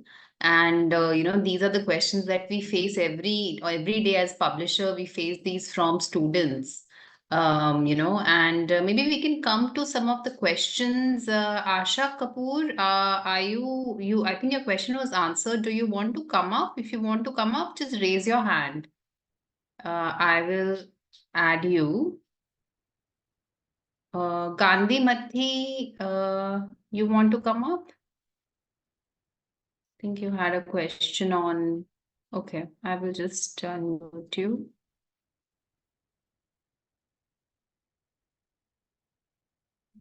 Okay. Gandhi Mathi, I've unmuted you.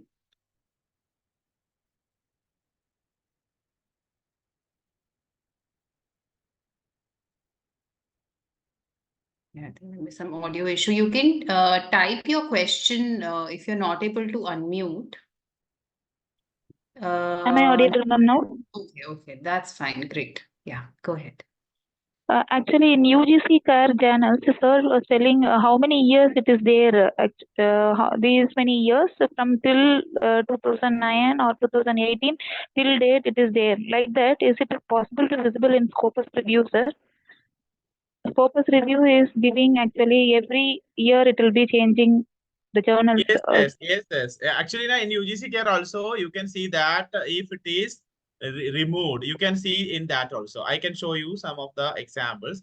In UGC CARE also, it is mentioned that it is removed. UGC CARE, I saw, you told, sir. Only in Scopus. Also it is. In Scopus also it is. Yes. Scopus where also, to go, sir? How to go in that? I'll show you. In Scopus also, when you go to the Scopus. Really, it was a very nice session, sir. Thank you so much. So if I search the source, for example, if I, for example, I'm going for nursing. So I need all the nursing. I apply. Yeah. So I get 982 result. So in the high-end journals, definitely everything will be having all the time review. If I go to the 4th and 3rd quartile, I apply. I get the journals that is not having high impact. So in some of the journals, if you, for example, I go to the last of this 14th page, I'm taking, suppose, okay, Chinese medical ethics. Suppose I'm just taking example. I don't know whether it is. Yes, sir. Yes. Scopus coverage. See, this is 2021 to present. This way, it is divided. Sometimes it will be divided. Sometimes they will be discontinued. Then they again got an entry. Journal of Child Health and Nutrition. See, 2019 to 2023. Now it is. See, you are getting. Yes, sir. Yes, sir. Scopus coverage from 2019 to 23. Oh, in the journal name itself, it is coming. Yes, Okay, yes. sir. Okay. Yeah. Everywhere it is. So you Thank get you. Thank you. community practitioner. I'm taking. So 2005 to present. Till, okay. Okay. In between, suppose it is not indexed now, but when you published last year, it was indexed. That will be considered because last year it was published. Now your paper was published from last year, so it is okay. It will be in between. Yeah. Sometimes it will cut in between also. There are some Yeah. journals to go through. Now I couldn't recognize some journals. If you go in between also, it earlier it was there. Then again it lost it. Now again it is. That way also you can. Okay. Okay. Thank you, sir. Thank you. Here also many thing is removed now. Then if they fit all the quality criteria, then they may be in. There are chances of getting entry also again. So if they violate the rules and regulations of the Scopus, they will be out. Yeah. Thank you. Thank you, sir. This is the 2006 to 23. Like, okay. Thank you, sir. Thank you so much. Thank you, ma'am. Thank you. Okay. Nisha, do you want to come up? You have some questions on mixed method research. If you want to come up, just raise your hand. Nisha Lela.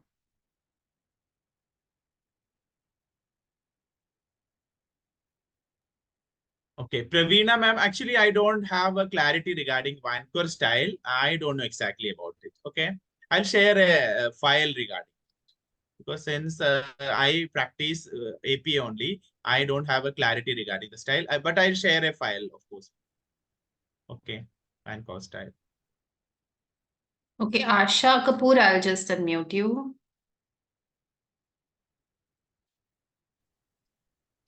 Asha Kapoor, you can come on. Hello, Yes, we can hear you. can you hear me, ma'am? Yes, yes. Okay, thank you so much for giving me this opportunity. Sir, I would like to ask you, although I have put this question in the question box also, some studies which are having intervention for a prolonged period of time, like 2 months or 3 months for the main study. If we are going for the pilot study, do we have to do the intervention for this much prolonged period as we are doing in the main? Okay, here actually now, if you have all the intervention, throughout the intervention, it is also significant, then definitely you have to do. Suppose if you need to know whether it is workable, whether it is practice, the practice is possible, whether the participants are giving you proper response, whether the surroundings and situations are perfect for you. If in certain cases we are just having a background study, whether it is workable or not. In such case, you can have a shorter period intervention as a pilot study. In such certain cases, you need to complete it properly, then better go for the complete 3-month intervention.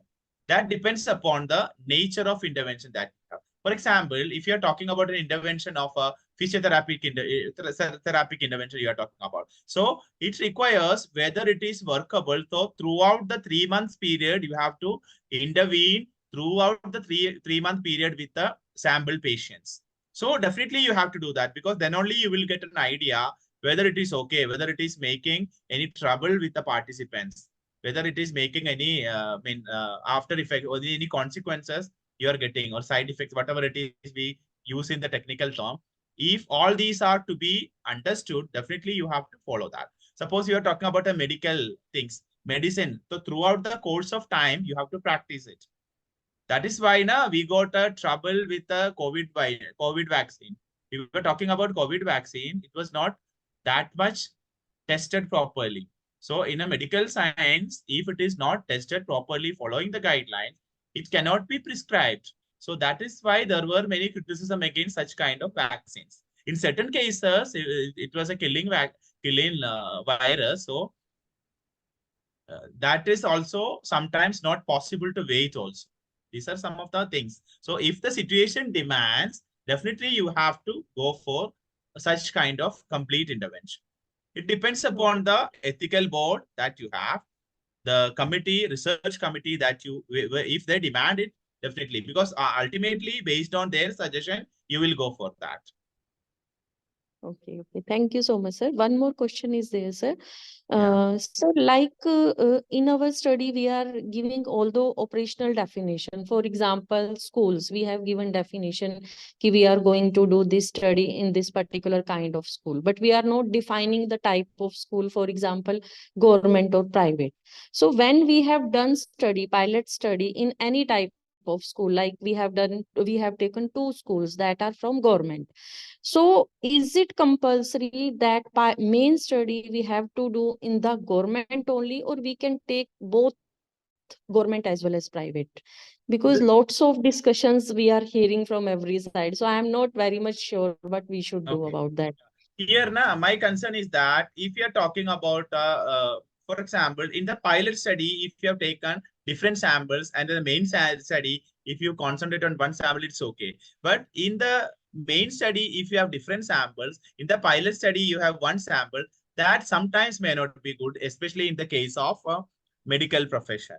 So, for example, you are talking about an intervention in 2 different kinds of patients. One is they have a specific disease, they have a specific, they are oncology patients from the oncology department. The other is from ortho department. So if you're talking about same intervention of any kind, whether it is psychological intervention, still it is not possible if you have carried out a pilot study in one department and the same is same is practiced in the main study in 2 other departments.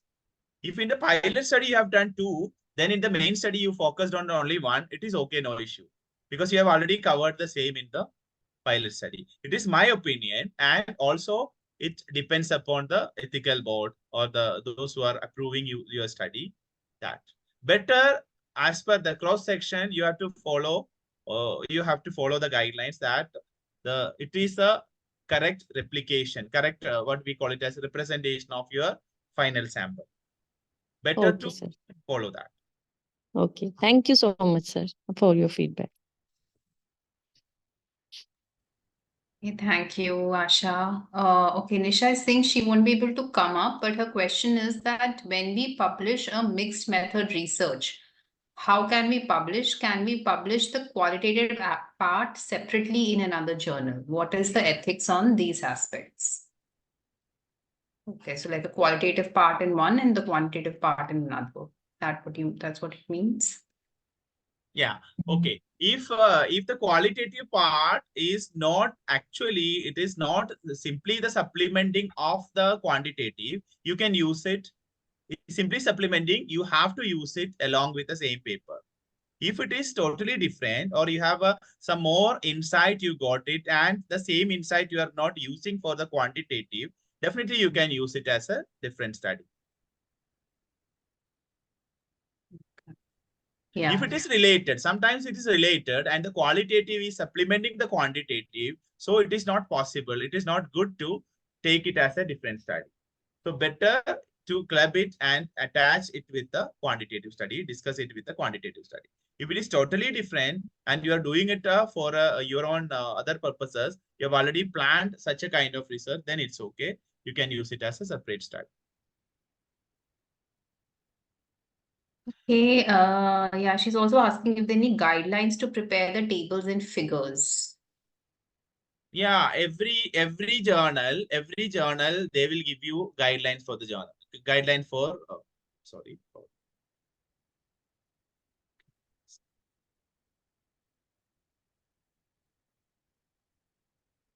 I think I'm audible, right? Yeah. Yes, sir, you're audible, yeah. So every journal, they have their own guidelines. Accordingly, you have to make your tables and graphs, tables and diagrams. So in the APA has a open table system, open tables. Only the 2-3 bars you can find in the APA table. If in MLA, they have their own system. So as per the things, titling also you can see. I can give you a model table of APA. Simply Google it. I can also Google it.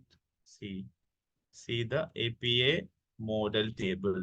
If I Google it, simply I can watch the table model. If I go to some images, these are the, I'm just giving an example. These are the model of APA table, how to write it. These are some of the things you can. So they mention about how to write a table setup of APA style. If you go to headings, this is the way of writing APA tables. So the table number should be capital, should be bold, and title should be italics, not bold. Both will be left aligned. Title C, it is an open table. So how it is written. This is it. So various styles, they have their own table style also. In the citation, they must be writing that. This I can simply go give you in the chat it record. Okay, this is the thing.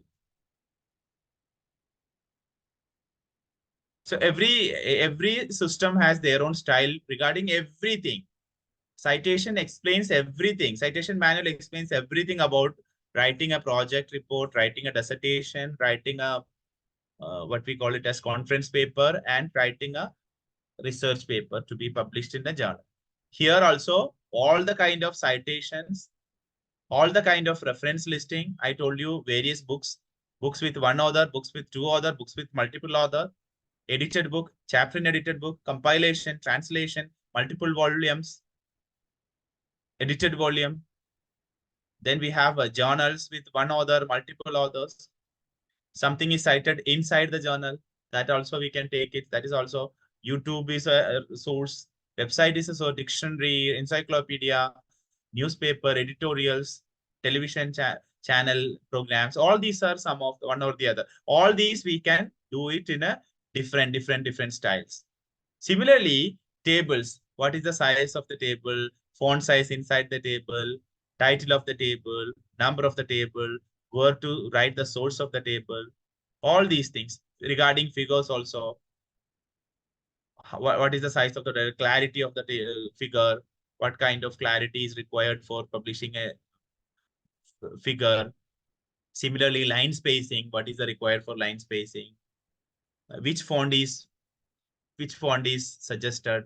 Mainly they use sometimes they use Times New Roman, sometimes they mention Calibri. So likewise, they mention the suggested fonts as well, font size as well, paragraph, how to do paragraph, subtitle, titles, the size of the title, subtitles. This will be, all these things are actually mentioned in the manual. Thank you, sir. Regarding PubMed, I don't know exactly about PubMed. Somebody has asked about PubMed. So PubMed, I think definitely there will be a database. I started looking into the database. I don't know, since it is about. So you can see that PubMed journal, list of PubMed journals are available, but I don't know exactly about it. Let us explore it. Okay. Any other thing? Yeah, I think one question from Suchesmita is a good question. She is asking that she's interested in nursing research, but is not getting support from the organization. So in the personal capacity, how is something possible in case of research, how to kind of make a group of researchers? Yes, here actually now there are two things associated with research. One is if you are doing a research from the institution, you are using institutional cap. So if the institution allows you to carry out research, because ultimately, even though you are working in an institution, you cannot, as such, you cannot personally do your research because it is ethically, it is not correct. So you have to take their permission. You have to take the consent of the participant. Then only you can do your research. Because if you are working as a nursing professional in an institution, so you are taking the research along with your study, it will not be a part of your profession. So you'll not be violating the professional ethics. So you have to take the permission. Second thing is that you can take the you can carry out the research outside the box of hospital. If you have the patients, you have the contact with them, you are taking their consent and taking the survey and intervention outside the hospital, outside your working hours, then you can publish it according to. But again, asking whether on what basis you are publishing, whether you are taking the permission of, you have an ethical board in the institution or not. The next option is you can attach with some of the other institutions to do research. Suppose you have some data from your hospital patients, you have some data because you are a practitioner there, you can get their personal details, you can carry out the research based on their consent independently outside the time of official time. You can carry out research. Then you attach with some organizations like Jamia Millia, if suppose we have a department of nursing. So some of our professors are ready to collaborate. You have the data, they are ready to collaborate. So that way you can publish your, collaborate it with people, contribute in the data collection or contribute in writing, then you can also publish the paper. That is the possibility. Inside the hospital, using the same time for professional time for research, that if they are not approved, if they not allow you, then it is not possible.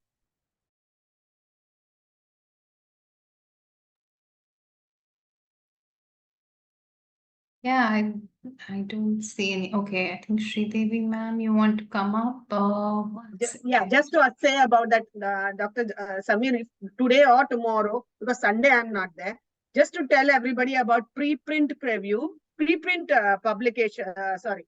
publications, so that, you know, they can get a little bit of, I didn't do it much, but I have read a lot about it, that they can get reviews faster. At least their reviews will be better. But you should also explain to us pros and cons of sending for preprint publications. This is the latest now that everybody tries to do, isn't it? Yeah, yes. We will discuss it later. Okay, I will take some of the insight regarding that and I will discuss tomorrow. I don't find it to be very common in India yet. Yes, yes. Yeah. Yeah. But it is highly recommended, as in, Yes. I mean, everybody is saying this. Suppose I'm struggling to find review for my paper. Review. The only thing is I'm not 100% sure whether it is safe or whether those people will take away my paper, which is what I'm worried about. Yeah, So, and when I was doing my PhD, in 2013, so some of the professors from Australia, they sent me the in-press publication. It was a watermark publication. It was a PDF of watermark publication. I was not in a position to copy, but I mentioned that, sir, I have read your paper. It is of interest. I am also having interest in that specific subject area. Can you give some of the papers for me? Then he sent me 3 papers that were in press. It was not published as such. It was in print, but that will really, it is a real kind of encouragement for researchers like us. Because in India, even some of the departments, they will never share your title to the other participants. What is your research about? I am working on the critical nursing field. Likewise, they will tell you something. They will never share even the title. Honestly, it is such a stupid thing. And here, what I wanted to say was, yes. I identify that. My concern is that one person cannot do the research in the same way even though they know the topic. And nobody is doing that also. If you're doing a research, who gives the topics to the others? So there is no point in that. You have already, nowadays, everything is public. So there is no point in that. If you're doing the research, if a researcher, suppose I'm doing a research, same thing it is also doing in Delhi University. I don't mind it because they are using in their own methodology. I'm using with my own methodology. Even though both are same, I don't care because I started with my own methodology. I have my own sample. I'm not writing with their own concern. I'm writing with my papers, my collections, my data. So it will never come as a closely same. It will never come even though the title is same. But people. So I wanted to actually highlight this, Doctor, as good practice. One thing is preprint. I really want it to be kind of known to Indian researchers. This is why I'm asking this question, so that young nurses will know about this. Secondly, in our College of Nursing, we have our College of Nursing website where every study that has been given a grant is published on the website. So if you open SQU College of Nursing, you will see all the studies that have been published or are kind of ethically approved. And this is the way things should go. That is, see, some of the reasons why I stay back, maybe many people don't appreciate. I didn't know that these kind of things existed in the Gulf, but it's a big revelation for me that how things are done much more open-mindedly here. And it's more easier to survive this thing. And you know, they in our college, they encourage us to make groups. They say, why don't you make groups? Why don't you make groups? So currently we are into one qualitative study. We have start data collection on death. So on death care, qualitative study on the perception of nurses with regard to death care. So students, senior students and staff nurses. So I am from adult health. The main PI is from mental health. A co-PI is from the maternity department. And we have somebody else. So 4 of us from 4 different departments wrote the proposal, got it approved, and we are into doing the data collection. So this kind of openness, when will it come into nursing? You know, we are so crab-minded, honestly. Want to pull one another down, but not want to open up and collaborate. And you are going on saying this collaboration. I hope this enters the head of the nursing people in our country. Definitely, I agree with you. And the thing is that we should have a clarity regarding that. And when we talk about the preprint publication, one more thing I have to highlight is that every time, if you are doing a very rigorous research, doesn't mean that it will, today you got the result, tomorrow it will not get it will not be circulated among the readers or intellectuals. It will take at least a minimum 6 months. Minimum 6 months is the publication duration for most of the journals. So today your result is out, but it will take time to get to the readers. So in that case, if you have a preprint publication, definitely it will help us to have more. That is why we are highlighting the conferences, right? Conferences, we will get the updated information. But actually, many of the conferences happening in India, this is not up to the level, because especially in the social sciences, whatever you're writing a piece of paper, from reading 1 or 2 articles, you are just taking a you're writing a piece of paper is conceptual, it will also be accepted. If you pay money, conference fee, whatever scrap you are presenting, it will be identified as a conference paper. But it should not be there. But in the idea of the conference is the showcasing the immediate result of your research. So in the in between your research journey, you can publish, you can present your paper and publish in the conferences.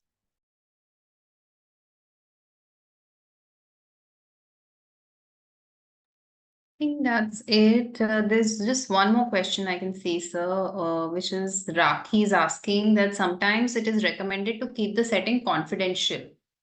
So basically, how do you kind of manage that? Should you reveal the setting? Should you not reveal the setting? It depends upon the nature of the study. In certain studies, we may not be in a position to reveal. In certain studies, it is to be revealed.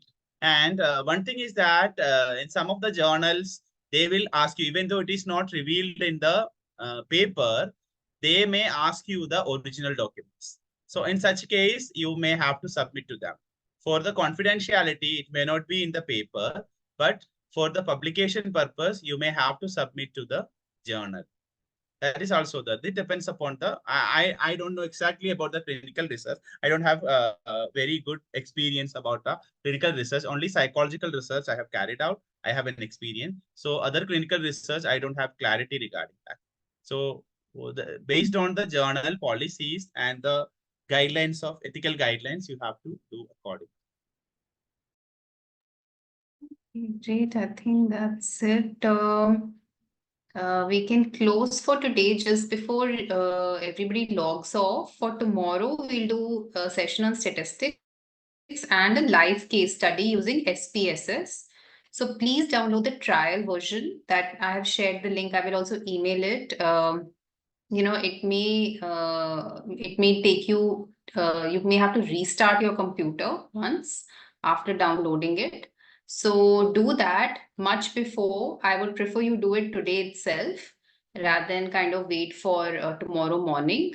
And it will be the same link tomorrow morning. And yeah, that was it. Daljit, do you want to come up and say something, or we can close for today? Okay, right. Thank you so much, Ms. Soumya. Yes, actually, I do want to introduce our Nursing Next Live app. So it's a great opportunity. Let me share my screen. Yeah, we can see your screen now. Okay, yeah, I am going to start the slideshow.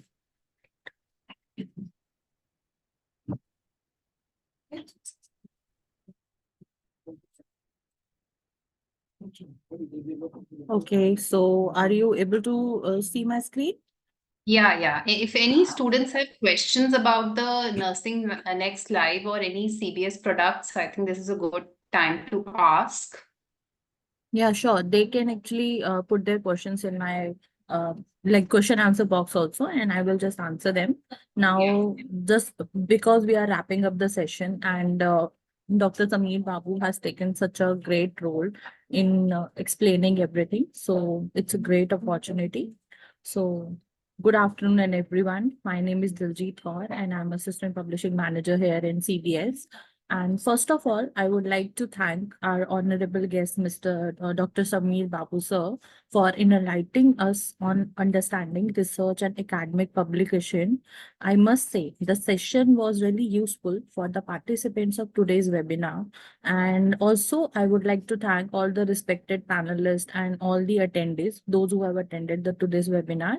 And also my extension like my thanks goes to Ms. Soumya Sharma. She has well presented her role in coordinating today's session. And thank you so much. Now, as everyone is aware of CBS Publishers and Distributors Private Limited, we believe that CBS doesn't need an introduction, and everyone knows the CBS titles like the Target High, BD Charasia, OP High, Clinical Nursing Procedures, and many more. So we proudly say that today CBS is #1 in nursing publishing for its quality content and the best authors. And at the same time, I think most people don't know that the CBS is not limited to publishing segment. CBS is also very much known for the digital education. And in 2021, CBS has started its digital education division for nursing education by the name of Nursing Next Live. And in today's session, in the starting, we have presented the Nursing Next slides as well. And it is the next level of nursing education. Here, we are providing various digital courses for undergrad students, post-graduation students, and students, those who are preparing for NOSET. And we are also going to launch courses for NCLEX, IELTS, and OET soon. Also, we have a pack for the institutes, right? Because we are already covering the students, so we want to focus more on the institutes also. And today we are here to talk about one of our highly popular and recommended plan, that is NNL-VSL. And before we dive into that, what exactly NNL-VSL is, let me share the reason behind the name NNL-VSL. So it is a collaborative plan between Nursing Next Live and Vedanta Skill Institute. Vedanta is a senior concern of Medanta Hospital, which started in 2021 in Gurgaon.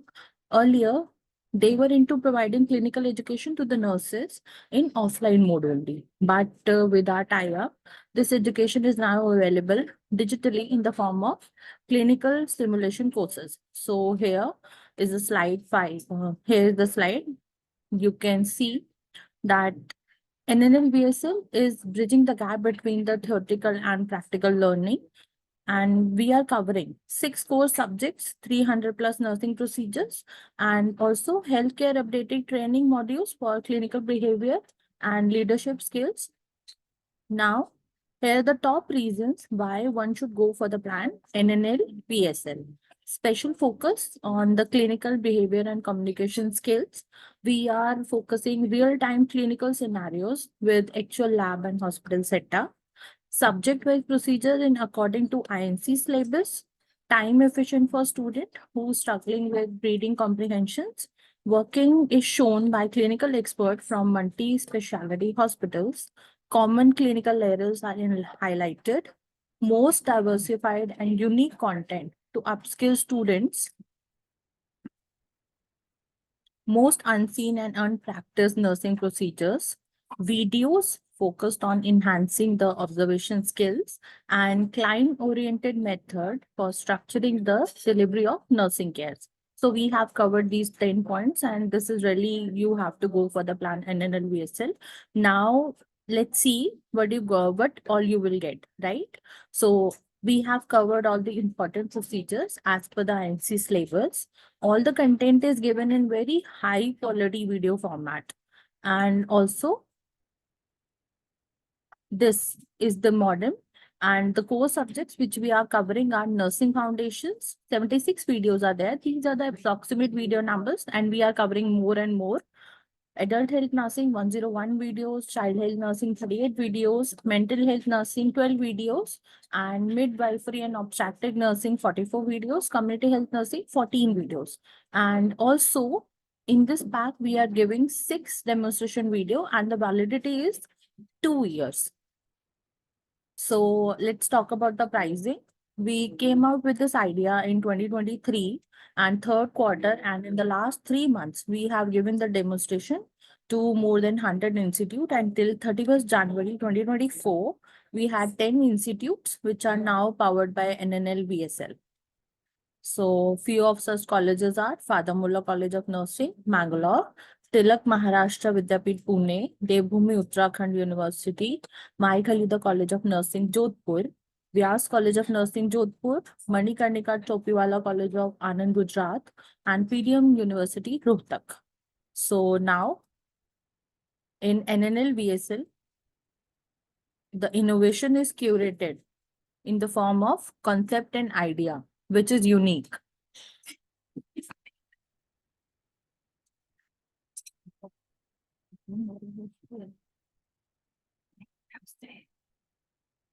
Okay, I think some glitches there. I have to restart the slide. Please tell me. We can see the slides, Sanjeev. Okay, you are seeing the slides? Okay. Yeah. I have to check the internet connection then. Please wait for me. Yeah, sure.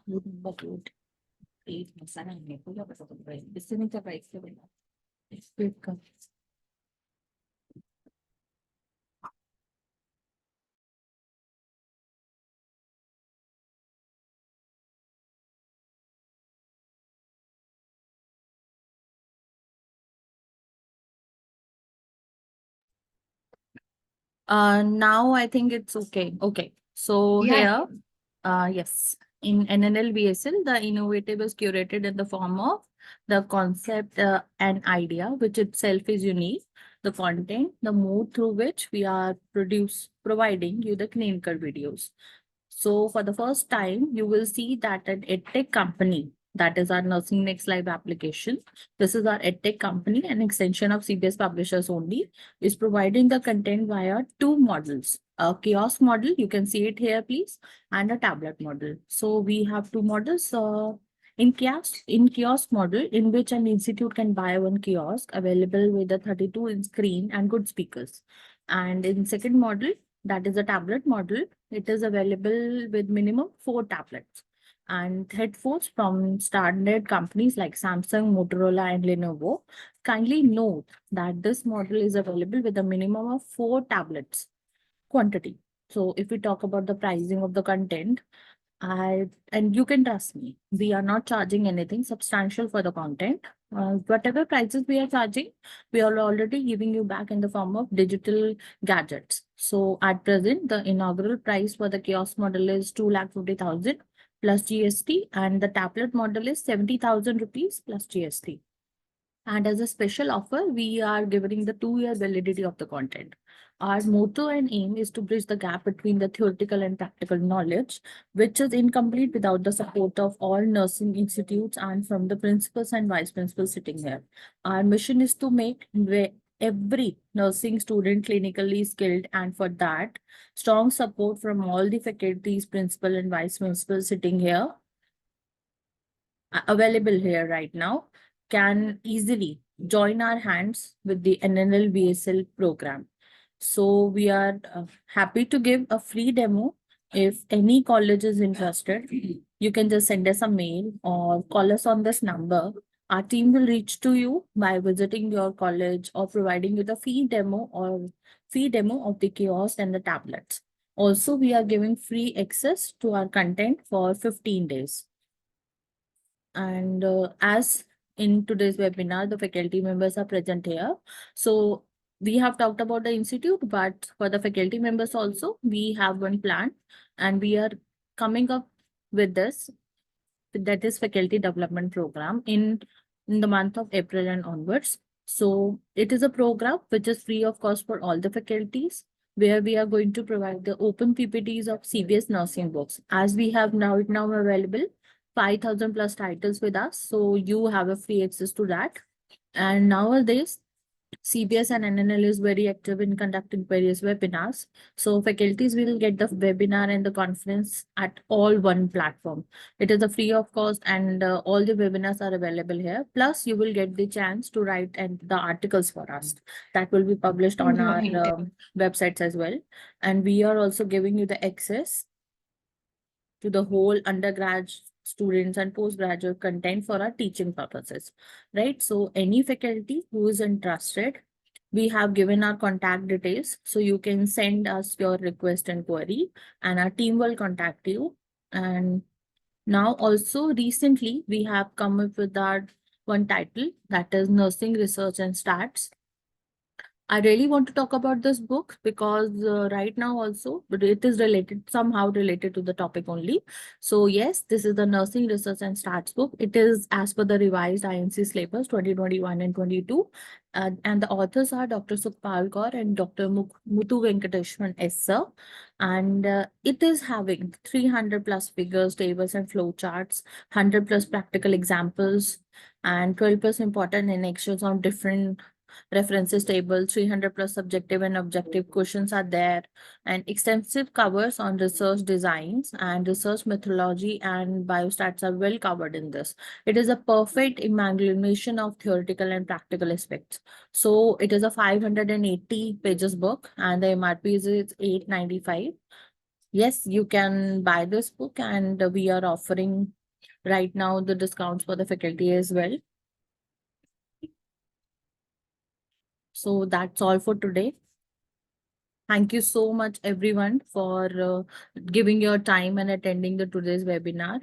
And thank you for being the wonderful listeners. I hope that we will all stay connected with the future as well. And once again, I would like to thank our honorable speaker, Dr. Sameer Babu sir, and Ms. Soumya Sharma also. Thank you so much. Thank you. We'll close for today then. See you all Yes. tomorrow. Okay. And great. kindly use Thank the you all. same link for the tomorrow as well. Yeah, same link for tomorrow. Yeah. Thank you. Take care. Thank you. Bye bye. See you tomorrow.